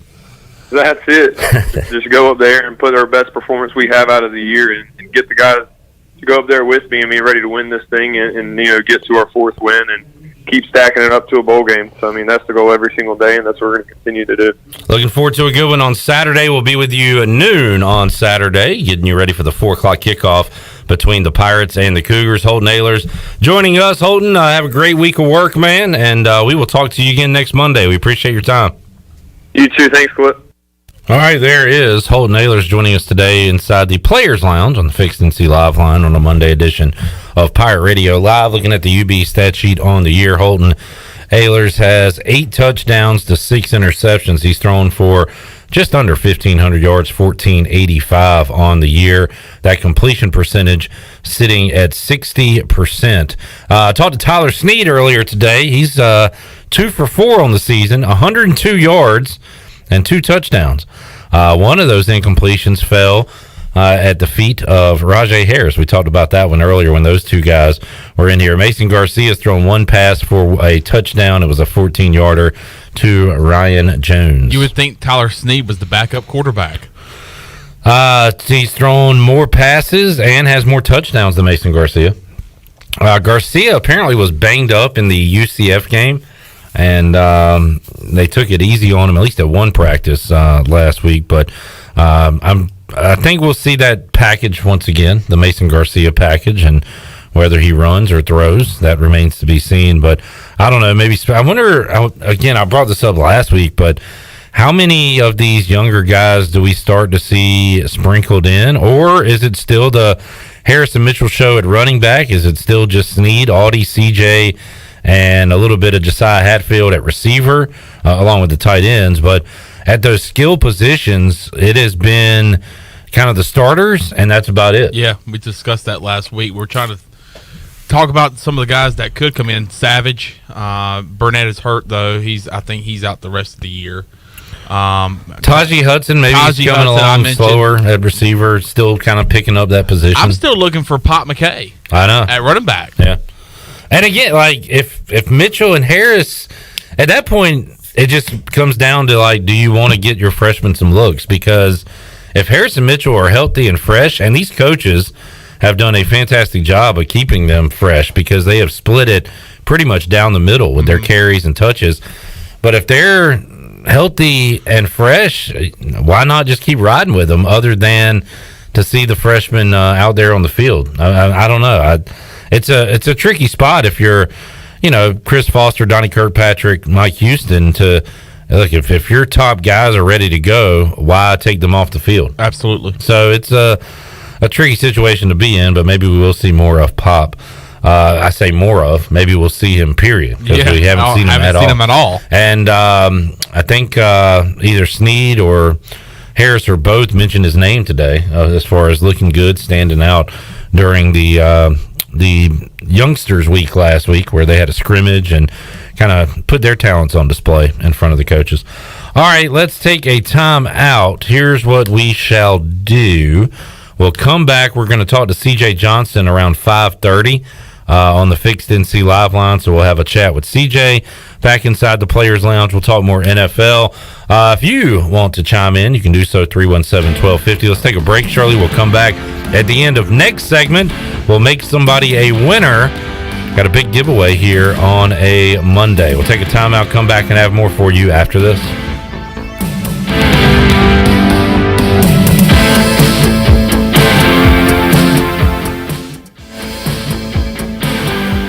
Hey Pirate Nation, this is Tom Brown from Brown & Wood Buick GMC Truck. We've been serving the Pirate Nation in Eastern North Carolina for 83 years. We have 4 brands, 3 generations, 2 showrooms, and 1 goal to make sure you leave a happy customer. This month at Brown & Wood, get a 2021 GMC Sierra 1500. Save up to $3,000 off. And as always, Brown & Wood is the home of the lifetime powertrain warranty. We're located on Greenville Boulevard next to the Convention Center, or shop us online at brownandwoodauto.com.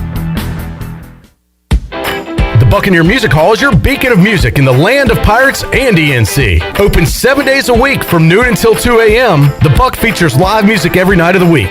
Tuesday is karaoke with DJ Captain Morgan. Wednesday is acoustic night. Thursday is the DJ dance party. And Friday and Saturday nights, it's live bands. Check out the Buck's Facebook or Instagram page for more information. The Buccaneer Music Hall. We'll see you at the Buck. Eastern North Carolina's choice for window tinting, signs, graphics, wraps, graphic design, and more is Signs and Tint. Signs and Tint is family owned and operated right here in Greenville, and their NC licensed electricians specialize in vehicle wraps, paint protection film, and more. They can even do building signs for your business. Signs and Tint offers 10% off for military and first responders. Also, make sure to mention Pirate Radio at checkout for a discount. Stop by their office today at 801 Staten Road or visit them online at signsandtint.com. Do you suffer from allergies, asthma, or any other sinus problems? Perhaps professional cleaning of your air ducts could help. Family owned and operated in Winterville for over 22 years, Carolina Quality Air was the first certified duct cleaning company in Eastern North Carolina. From residential to commercial, they can handle any size job, big or small, including our studios here at Pirate Radio. Carolina Quality Air uses a sanitizer that kills mold in your ductwork and over 100 viruses, including the coronavirus. Visit them online at carolinaqualityair.com. At US Cellular, we can help everyone stay connected for less. And less also means more, as in more choice. Right now, you choose any phone and we make it free. Plus, get unlimited data for $30 a month with 4 lines. US Cellular, America's locally grown wireless.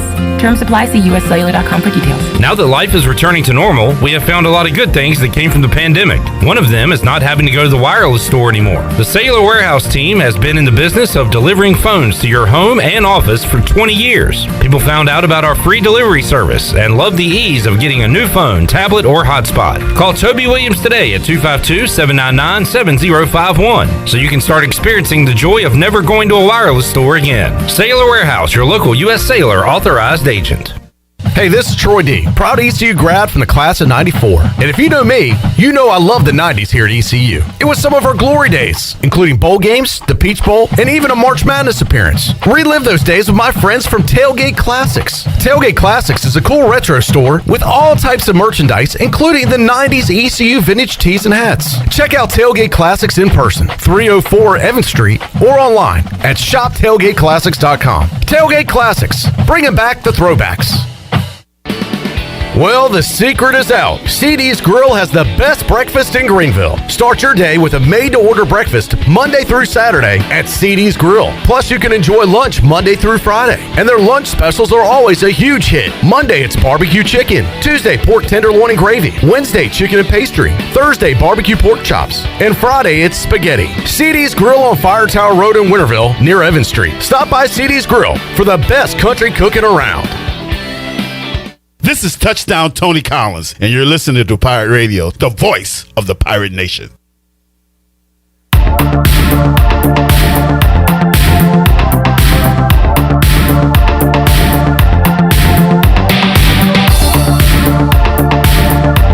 You're listening to Hour 3 of Pirate Radio Live. This hour of PRL is brought to you by Bud Light, reminding pirate fans to stay in the game and drink responsibly. Bud Light, the official beer of the ECU Pirates, and proudly distributed by Carolina Eagle Distributing since 1989. Now, back to the show. Welcome back. University PC Care has been Pirate Nation's go-to IT expert since 2006.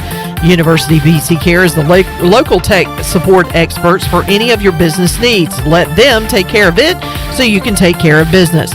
Visit universitypccare.com to learn more today. Now let's head back into Pirate Radio Live. Here's your host, Clip Brock. Alrighty, back with you on Pirate Radio Live. Still one more chat inside the Players Lounge to get to today. We'll call CJ Johnson here in a few minutes, Shirley. But before we do that, there is a AP preseason top 25 men's basketball poll out that I saw today.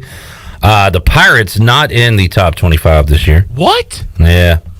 That little... It's a travesty. Bit of a snub. Well, they didn't talk to Cy Seymour. He had no input.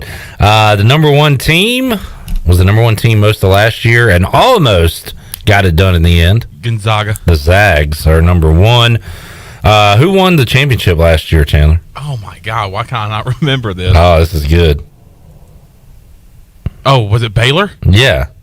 And I'm looking for them. They are 8th preseason.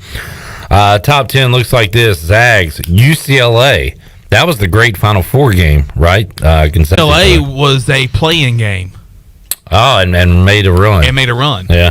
They are number 2. Kansas 3, Nova 4. Texas, Michigan, Purdue, Baylor, Duke, and Kentucky round out the top 10. Memphis, so Houston is the pick to win the American, but we tend to see these new faces, this high-ranking, highly rated recruiting class of Memphis. It's nice, it's shiny new toy, all that. So Memphis is ranked 12th in the country. Again, still yet to go to a tournament under Penny Hardaway, but did win the NIT last year. They are picked 12th. Houston is picked 15th. So 2 American teams there in the top 15. North Carolina is 19. Coming in at Jaden Gardner in Virginia, 25th. Coming in at 23rd.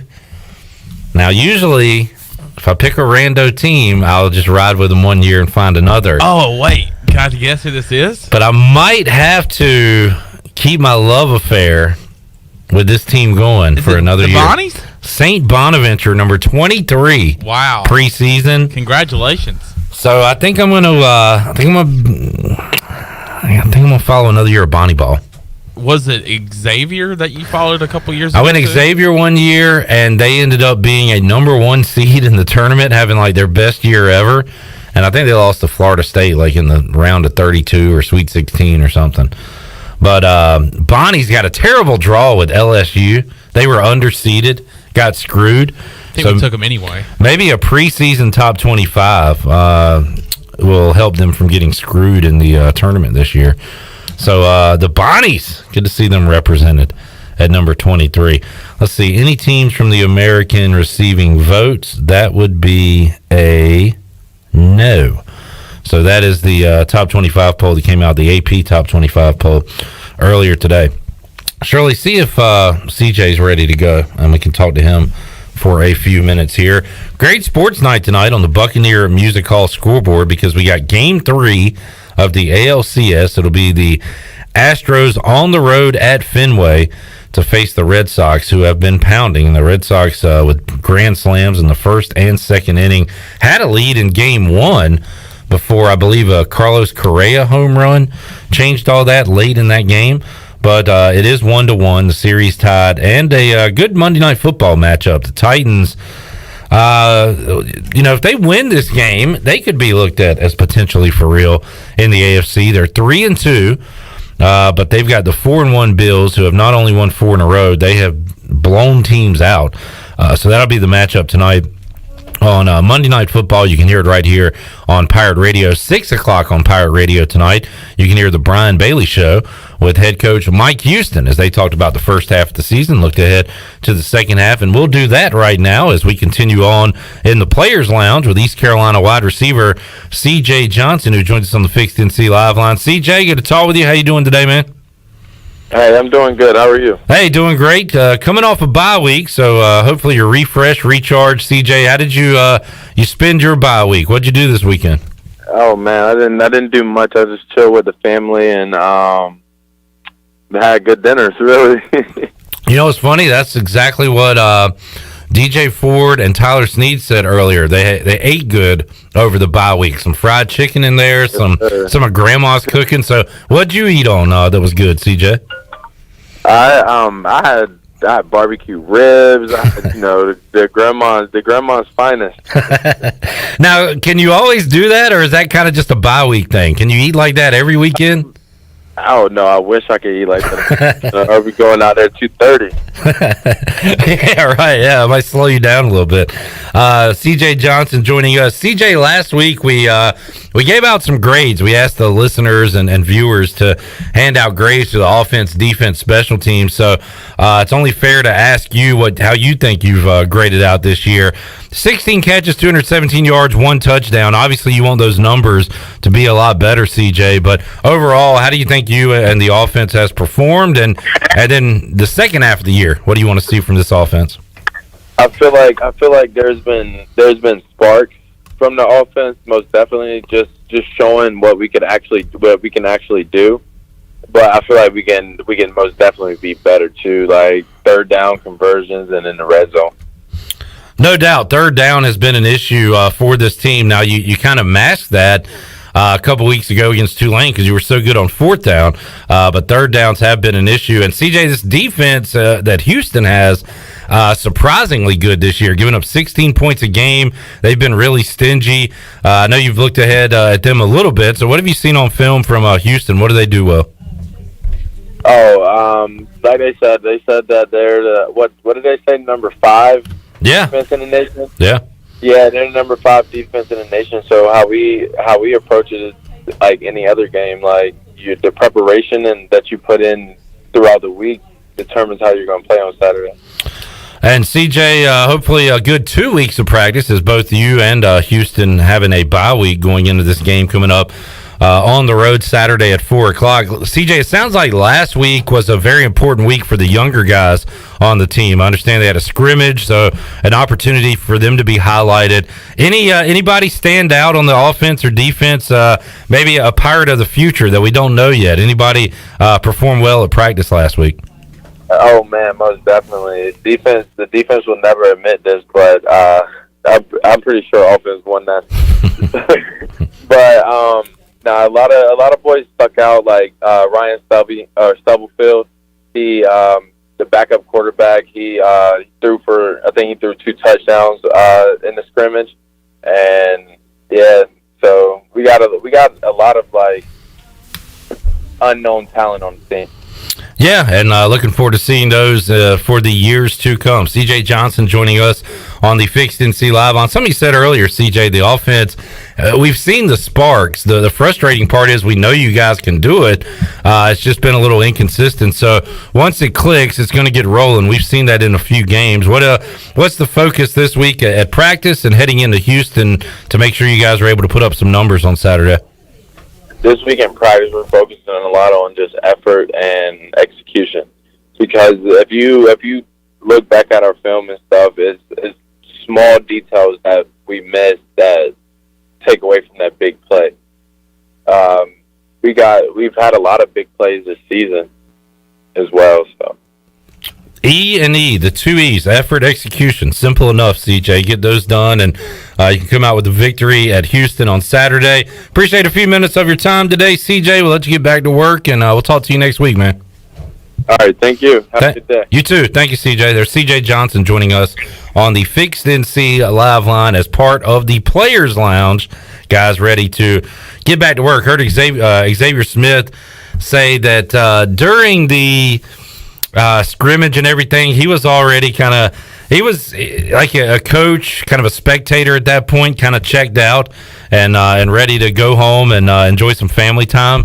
He is locked back in, as is this team right now, as it is game week. Just a few days left to go before the Pirates take on Houston. Huge game on the road for East Carolina. You win this one, you can reel off a couple more and get to that 6-win mark. So this is an important game coming up on Saturday. All right, Shirley Rhodes, let's open up the booty bag. We got a special giveaway today. Booty, booty, booty, booty, booty everywhere. Booty, booty, booty, booty, booty everywhere. All right, tell the fine folks, Shirley, what we are giving away today. All right, so what we're giving away is a $140 gift card to Revive Health and Wellness.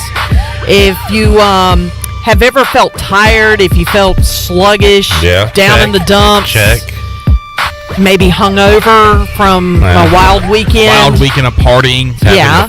Well, Revive Health and Wellness in Greenville, they offer IV hydration that can help you with lack of energy, improve your mood, assist with immunity, which is good for you heading into a fall season. You know, it is getting closer and closer to flu and cold season. I felt with the kind of weather change over the weekend, I had some stuff going on with the eyes, the runny nose, all that stuff. And they can fix a hangover. So if you have any of those and you want to see what it's all about, you can check them out at Revive Health and Wellness. Right now, caller number 8 gets the $140 gift card to Revive Health and Wellness. 317-1250. Caller 8 is a winner. We are back on Pirate Radio Live. More to go after this.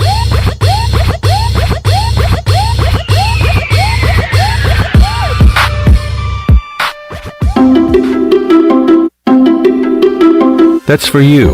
Answer the call from patients who need plasma. Donations are down, so give plasma at a Grifols Center and receive compensation. Visit griffelsplasma.com. Gonna get that? Answer the call from patients who need plasma and receive up to $700 your first month when you donate at a Grifols center. Visit grifolsplasma.com.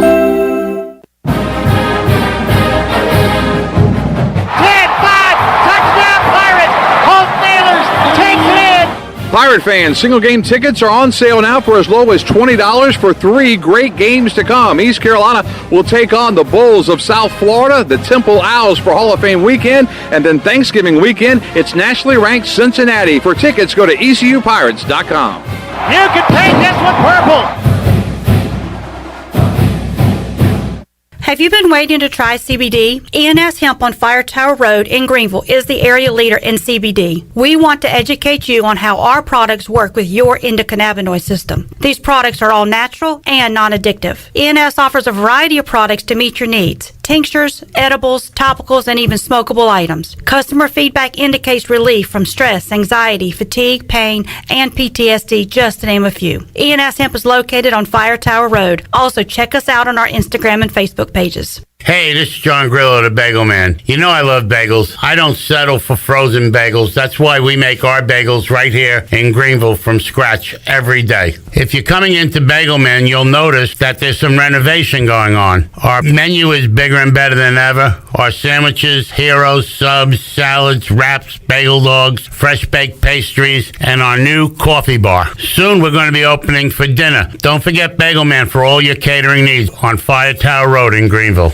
Tired and sluggish? Down in the dumps? Or just have the blahs? Maybe you need to hydrate. Revive Health and Wellness on East 10th Street in Greenville offers IV hydration that can help you with lack of energy, improve your mood, a hangover. Locally owned and operated, the team at Revive Health and Wellness are experienced and licensed registered nurses that will assist you in preparing for your IV session. Call or text today with questions or to set an appointment with Revive Health and Wellness. 252-350-1805. That's 252-350-1805. Hi, I'm Annalie Newhoff. And I'm Rob Campbell. And we are with CopyPro. We have been locally owned and operated here in Eastern North Carolina for almost 50 years. CopyPro is the leader in office technology. Does your business struggle with keeping printing costs low or producing professional documents? Here at CopyPro, total customer satisfaction is our #1 priority. We have a variety of solutions to help reduce your printing expenses and make your business more productive. Call us today at 1-800-682-6558 or online at copypro.net. CopyPro. We are the professional office systems people. The best place for delicious food and great prices is Familia. Familia has something for everyone, like New York-style pizza, lasagna, chicken, veal, or eggplant parmesan, homemade meatballs, plus a variety of seafood selections and favorites, like the steak burger and southern pork chop. If you need food to go, Familia's drive-thru window is open and ready for all takeout orders. Familia, Fire Tower Road near Pitt Community College, and FamiliaNC.com. Hi, this is Jeff Charles for my friends at Ed Watkins Marine. I've known Ed personally for years, covering his winning performances on the football field and on NASCAR's pit road. Now Ed is winning on the water, and you get to win too. You win with awesome prices on boats from Ed Watkins Marine, and of course, great service after the sale. If you're looking for a new boat, contact Ed Watkins Marine today. They will deliver anywhere. Find them online at edwatkinsmarine.com and tell them The Voice sent you. This is Brian Packard, ECU former baseballer. You're listening to Pirate Radio, the voice of Pirate Nation.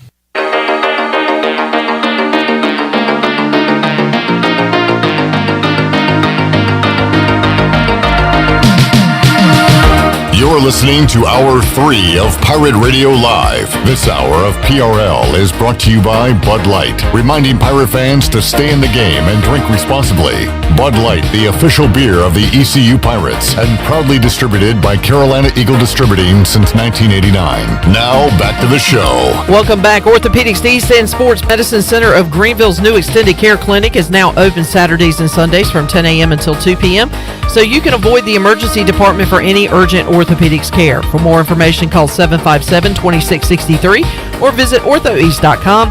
Orthopedics East, providing services to Eastern North Carolina and the Pirate Nation for more than 35 years. And congratulations to Victor Long of Greenville, picked up a $140 gift card to Revive Health and Wellness.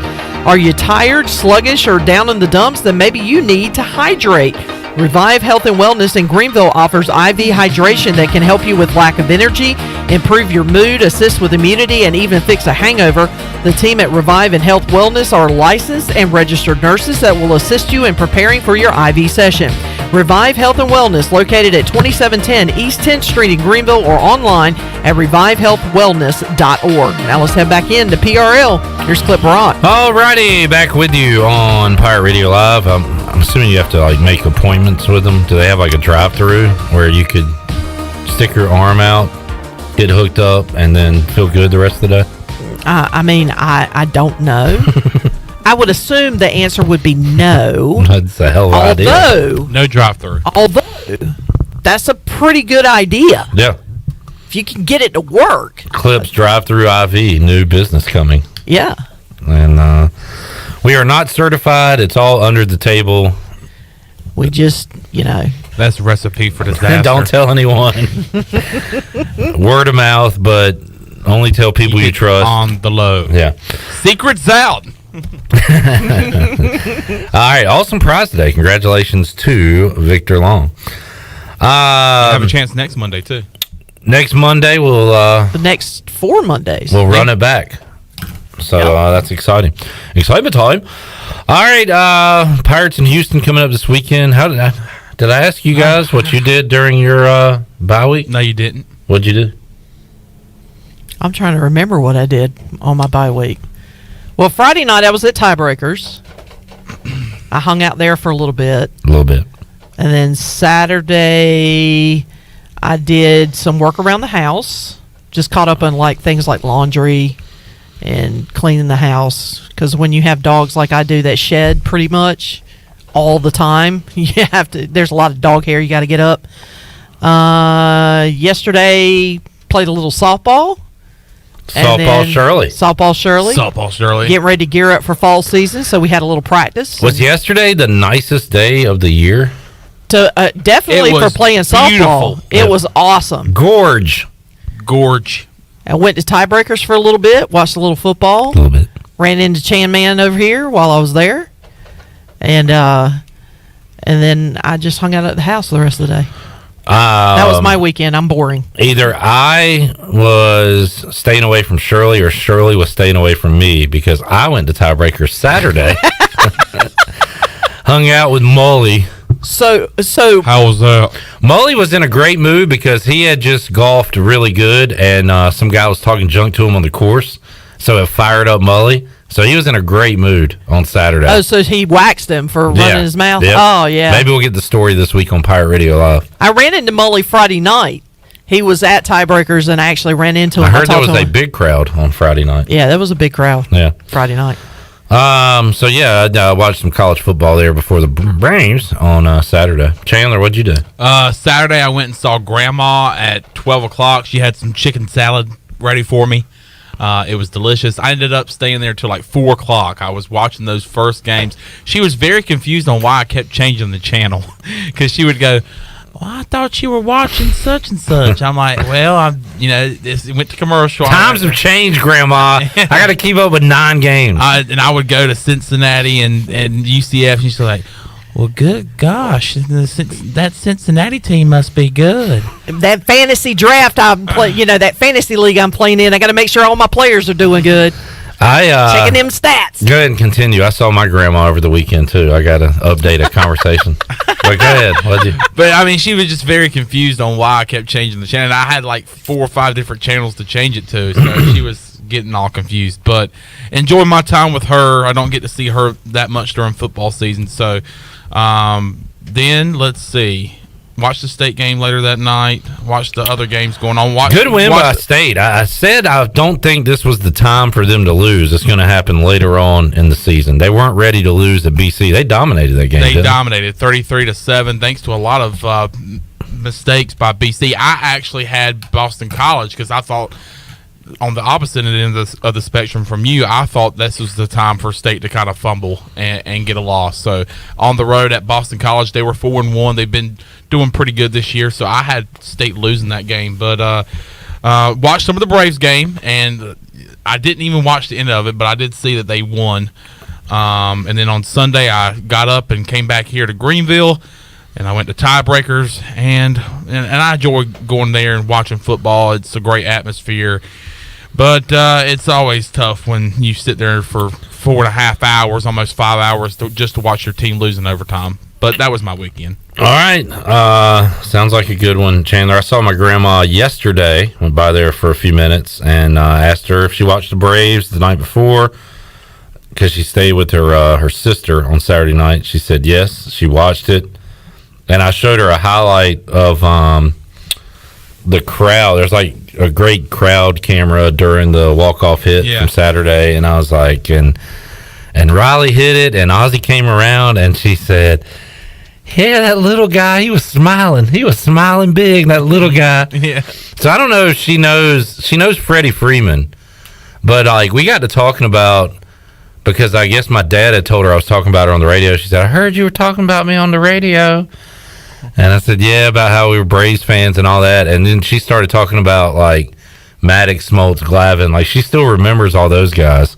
I don't know if she knows the current Braves names, but she likes the little guy, Ozzie Albies. Now, is Chipper Jones, is he playing third? Chipper's gone. Terry Pendleton.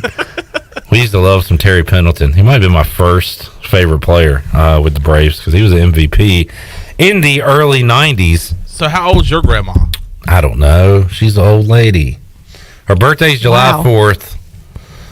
I always ask her age, and I don't remember after the fact. Once you hit a certain age, you're just kind of like, she's above 80. You know what I'm saying? Yeah. So, like, just kind of stop counting. Right. I can't say much. My mom is 80. She pull for the Red Sox, too? Nope. She's a Braves fan, actually. Manny Ramirez. She likes the Steelers, right? She loves the Steelers, and she is a big... Well, freaking Mike. Where's Terry Bradshaw? No, my mom knows who the quarterback is. I would hope so. Big Ben's been there for 84 years now. I know. He came in right after Bradshaw. Yeah. No, she's a big Steelers fan, and she loves the Braves. She's always been a Braves fan. By the way, never pulled for any other baseball team. Turned out to be a good game last night. I watched the end of it, but that was a boring football game. I'm glad there was something else for me to watch on because Geno and the Seahawks versus Old Ben and the Steelers was not cutting the mustard. No,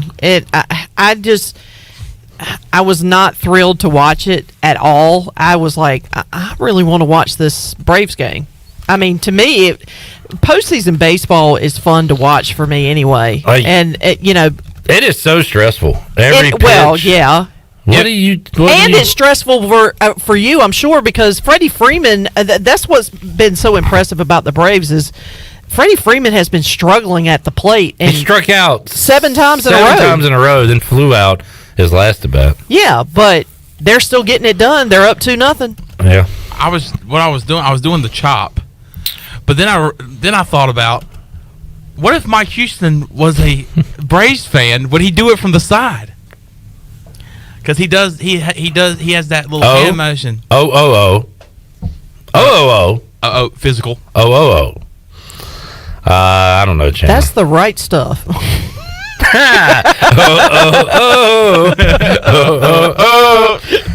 Name that tune. Is it Right Mike Stuff, Houston doing the chop or Right Stuff? My New Kids on the Block. Featuring Jordan Knight and the crew from the New Kids on the Block. Okay. Pop quiz. Name the 5 members of New Kids on the Block. Well, of course, you got Joey, you got Jordan, you got Wahlberg, whose name was Donnie, you got Danny, and then you've got the tall, skinny guy who doesn't matter because he sucks. Wow. Really? I don't know. Joe? No, you already said Joe. I know. I said Joey. I don't know if there was a Joe. All right. What's that guy? I can see him in my head. He's tall. Jonathan Knight. Okay, well, just Jonathan give me Knight, the answer a.k.a. I Jordan's knew it was a brother. J. John Nathan. Yeah, John Nathan. Okay. That wasn't bad. No, it was not. impressive. You named 4 out of the 5. I was impressed. Oh, just ask Chad, who tunes in. We were New Kids super fans back in the day. Not as big as you. I've never touched them like you have. I have touched 3 out of the 5 New Kids. You creepy stalker freak. And I have a kit for Mixtape Tour 2022 featuring New Kids on the Block. And Salt and Pepper. Oh. In Vogue. Oh. In Raleigh, July 22nd. To assault them again? 2022. I plan on getting the remaining 2 members of New Kids to touch me. Come here, let me touch you. Wait, they're touching you this touching time? me, touching them. I don't care. Touching me, touching you. Shirley got arrested. Ba, ba, ba. She accosted Jordan. There will be accosting at because we got these. If Sharonda got the right tickets, Sharonda Buck. if Sharonda got the right stuff, then our tickets will be in the same place we were last time around, which is where the secondary stage is, where they would walk literally right by us. New Kid said. So the chance of accosting is very high. New Kid said, due to the pandemic, everything going around, we are no longer allowing our fans to touch us, but really they're calling it the Shirley rule on the bus. Hey, guys, remember to announce the Shirley rule. She's here tonight. No, because I've got 3 out of the 5. I just got to get Danny and Jordan, and it is complete. Can you wear rubber gloves? Yes. Okay. I plan on wearing. Well, I don't know if I'll wear rubber. No, I ain't gonna wear rubber gloves. I'm fully vaccinated. I'm fine. By the way, like 10 or 11-year-old Clip Rock, that giving him something he can feel in Vogue video. Oh yeah. I was into that. Oh yeah. In Vogue. Oh man, Free Your Mind. Free Your Mind. They were really good. Free. I can't. That's the one. That's the one song that I cannot wait to see live. Is Free Your Mind. That's gonna be fun because I think that's just gonna rock.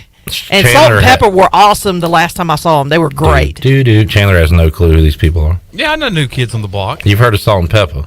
Salt and Pepper, of course. But not in Vogue, probably. Vogue? No, not in Vogue. They were good. They were a great group. Redbeard asked, does the Washington football team have emails about Shirley and New Kids on the Block? What's in those emails? Maybe photos of where you touch them? Oh, my God. I touched their hands. I touched their hands. They have copies of the restraining order, New Kid. Shirley didn't say this, but she has to wear a disguise when she goes to their shows. And just so you know, out of the group of the 6 that are going this time around, we had 5 last year. This year, not last year, but the last time we went, we've got 6 this year. I'm not the worst of the bunch.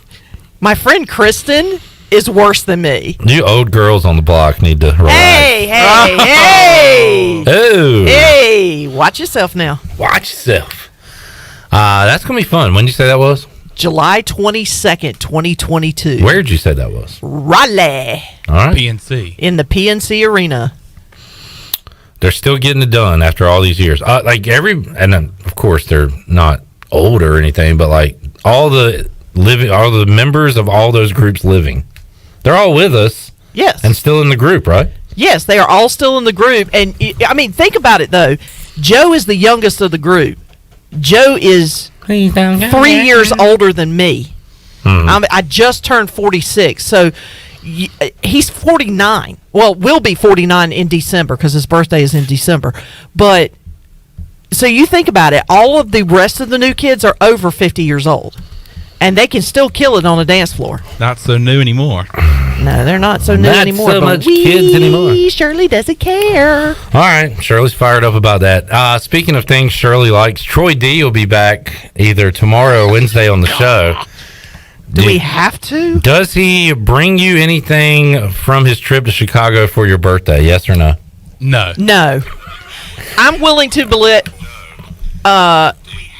Hey, that's us. Sorry. I hear an echo. Sorry, let me turn it down. off. Turn it off. I got a Turn your radio down. I just got a notification and I didn't realize that's where it was taking me. I apologize.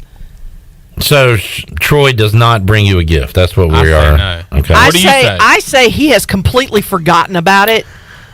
And at this point, maybe there was a lot of Twitter traction going on late last week to remind him. Yeah, but he's probably not. forgotten by He's now. completely When forgotten. your birthday is this week. Now, when is your birthday? Don't you have a birthday coming up? Well, he tweeted out that it was my birthday month, and I'm like, no, that doesn't count. Oh, so you're not one of those that celebrates all month long? No, I celebrate birthday week. Ah, okay. And that's it. She gets 7 days. Troy is still thinking about getting you a present. Now, when it's Troy, your birthday year. Yeah. No, that's Troy. When it's his birthday, it's like birthday couple months. Do you remember when Troy's birthday is? No, I don't. We should all get ourselves something really cool for his birthday. I agree. I'm going to get a Bears jersey. And let's wrap it and bring it in and then open it on the air? On the air. On the air. I'm down with that. I am so down with that. All right, that's our plan. We have to execute it. First thing to do, find out when his birthday is. I want to say I'll find out. It's earlier in the year. Yeah. I want to say it's like springtime somewhere. His birthday. Let's see. I can never never definitely earlier.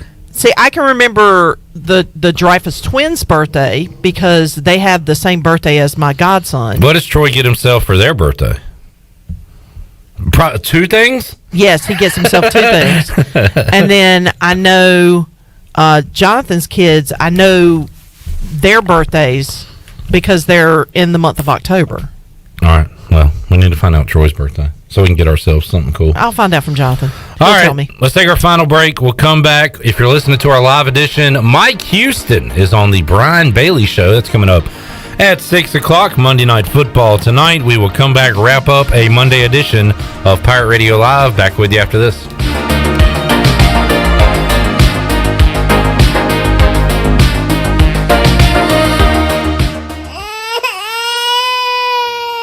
There's nothing more important than protecting your family. Fire ants can cause painful allergic reactions and even death. Protect your loved ones at home where you should feel the safest. Visit pesttechofgreenville.com to learn of our once-a-year treatment to guarantee you stay fire ant free. Tested and proven effective by your Eastern North Carolina exterminating professionals at Pest Tech of Greenville. Mention the crying baby for an extra 10% off.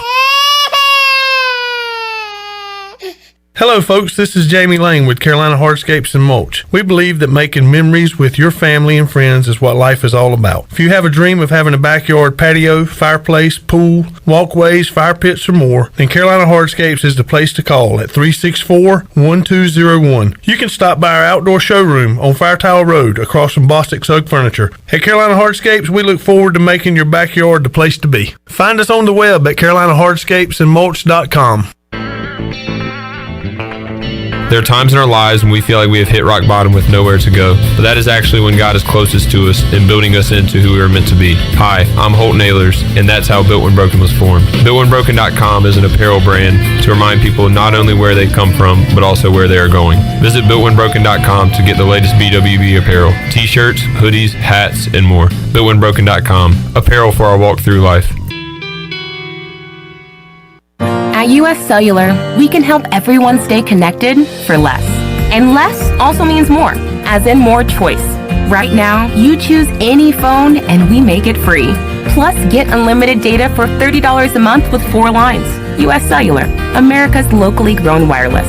Terms apply. See uscellular.com for details. This is Brandon Tate, owner and operator of Atlantic Wireless, an authorized agent for US Cellular since 1997. Visit atlanticwireless.com to find the store near you. We go beyond the call. Your power's out. There's a water leak. What do? For these and other utility-related emergencies, you need service, and you want it fast. There are 2 things you can do to get the quickest response if you're a GUC customer. First, you can call the hotline at 1-855-767-2482 and report any utility-related emergency. That number is also on GUC.com. Or second, you can give GUC your phone number. The hotline process is quickest when their account records have your current phone number. Service you can count on. Greenville Utilities.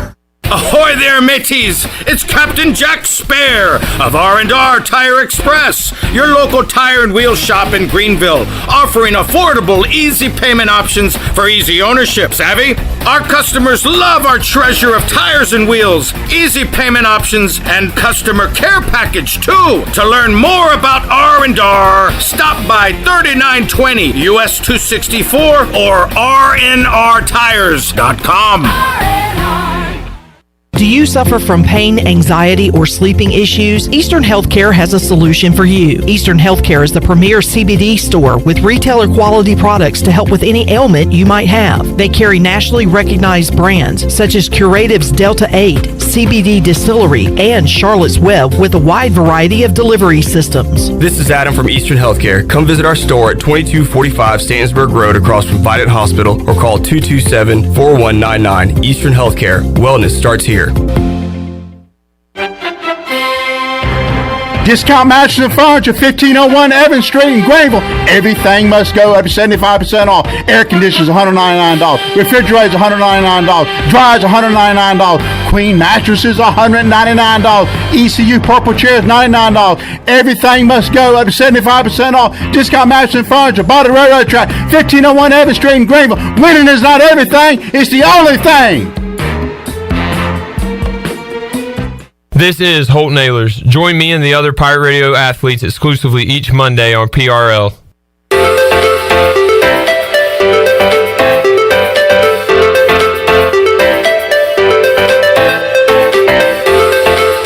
You're listening to Hour 3 of Pirate Radio Live. This hour of PRL is brought to you by Bud Light, reminding Pirate fans to stay in the game and drink responsibly. Bud Light, the official beer of the ECU Pirates, and proudly distributed by Carolina Eagle Distributing since 1989. Now, back to the show. Welcome back. The stock market report for today, the Dow dropped 36 points and closed at 35,258. However, the NASDAQ was up 124 points at 15,021. The S&P was also up 15 at 4,486. That's your Wells Fargo Advisors Financial Report. For a personal look into investing, call Wells Fargo Advisors today at 756-6900 in Greenville. Wells Fargo Advisors, LLC, member SIPC. Now let's head back in to PRL. Here's Clip Broad. Wrapping it up on a Monday. Got a big Tuesday edition of Pirate Radio Live for you as we'll talk to the head basketball coach of the ECU Pirates, Joe Dooley. Get you ready for the upcoming basketball season and ask Coach Dooley about the returners and all the new faces that will be taking the court in Minges this upcoming season. Also, Steve and I go hoist the colors, and Bryce Williams is busting by on a Tuesday. We'll have a Tuesday edition of Bryce Williams, Pirate Radio Outdoors, talk football, and a whole lot more with Bryce. All that, Jeff Nadeau, and a lot more on the way on Tuesday's edition of PRL. We will see you then. Thanks for tuning in today, folks. Have a great rest of your evening. We'll see you Tuesday at 3. So long, everybody. Thanks for listening to Pirate Radio Live, an exclusive presentation of the voice of the Pirate Nation. This is Pirate Radio, WGHB Farmville, 1250.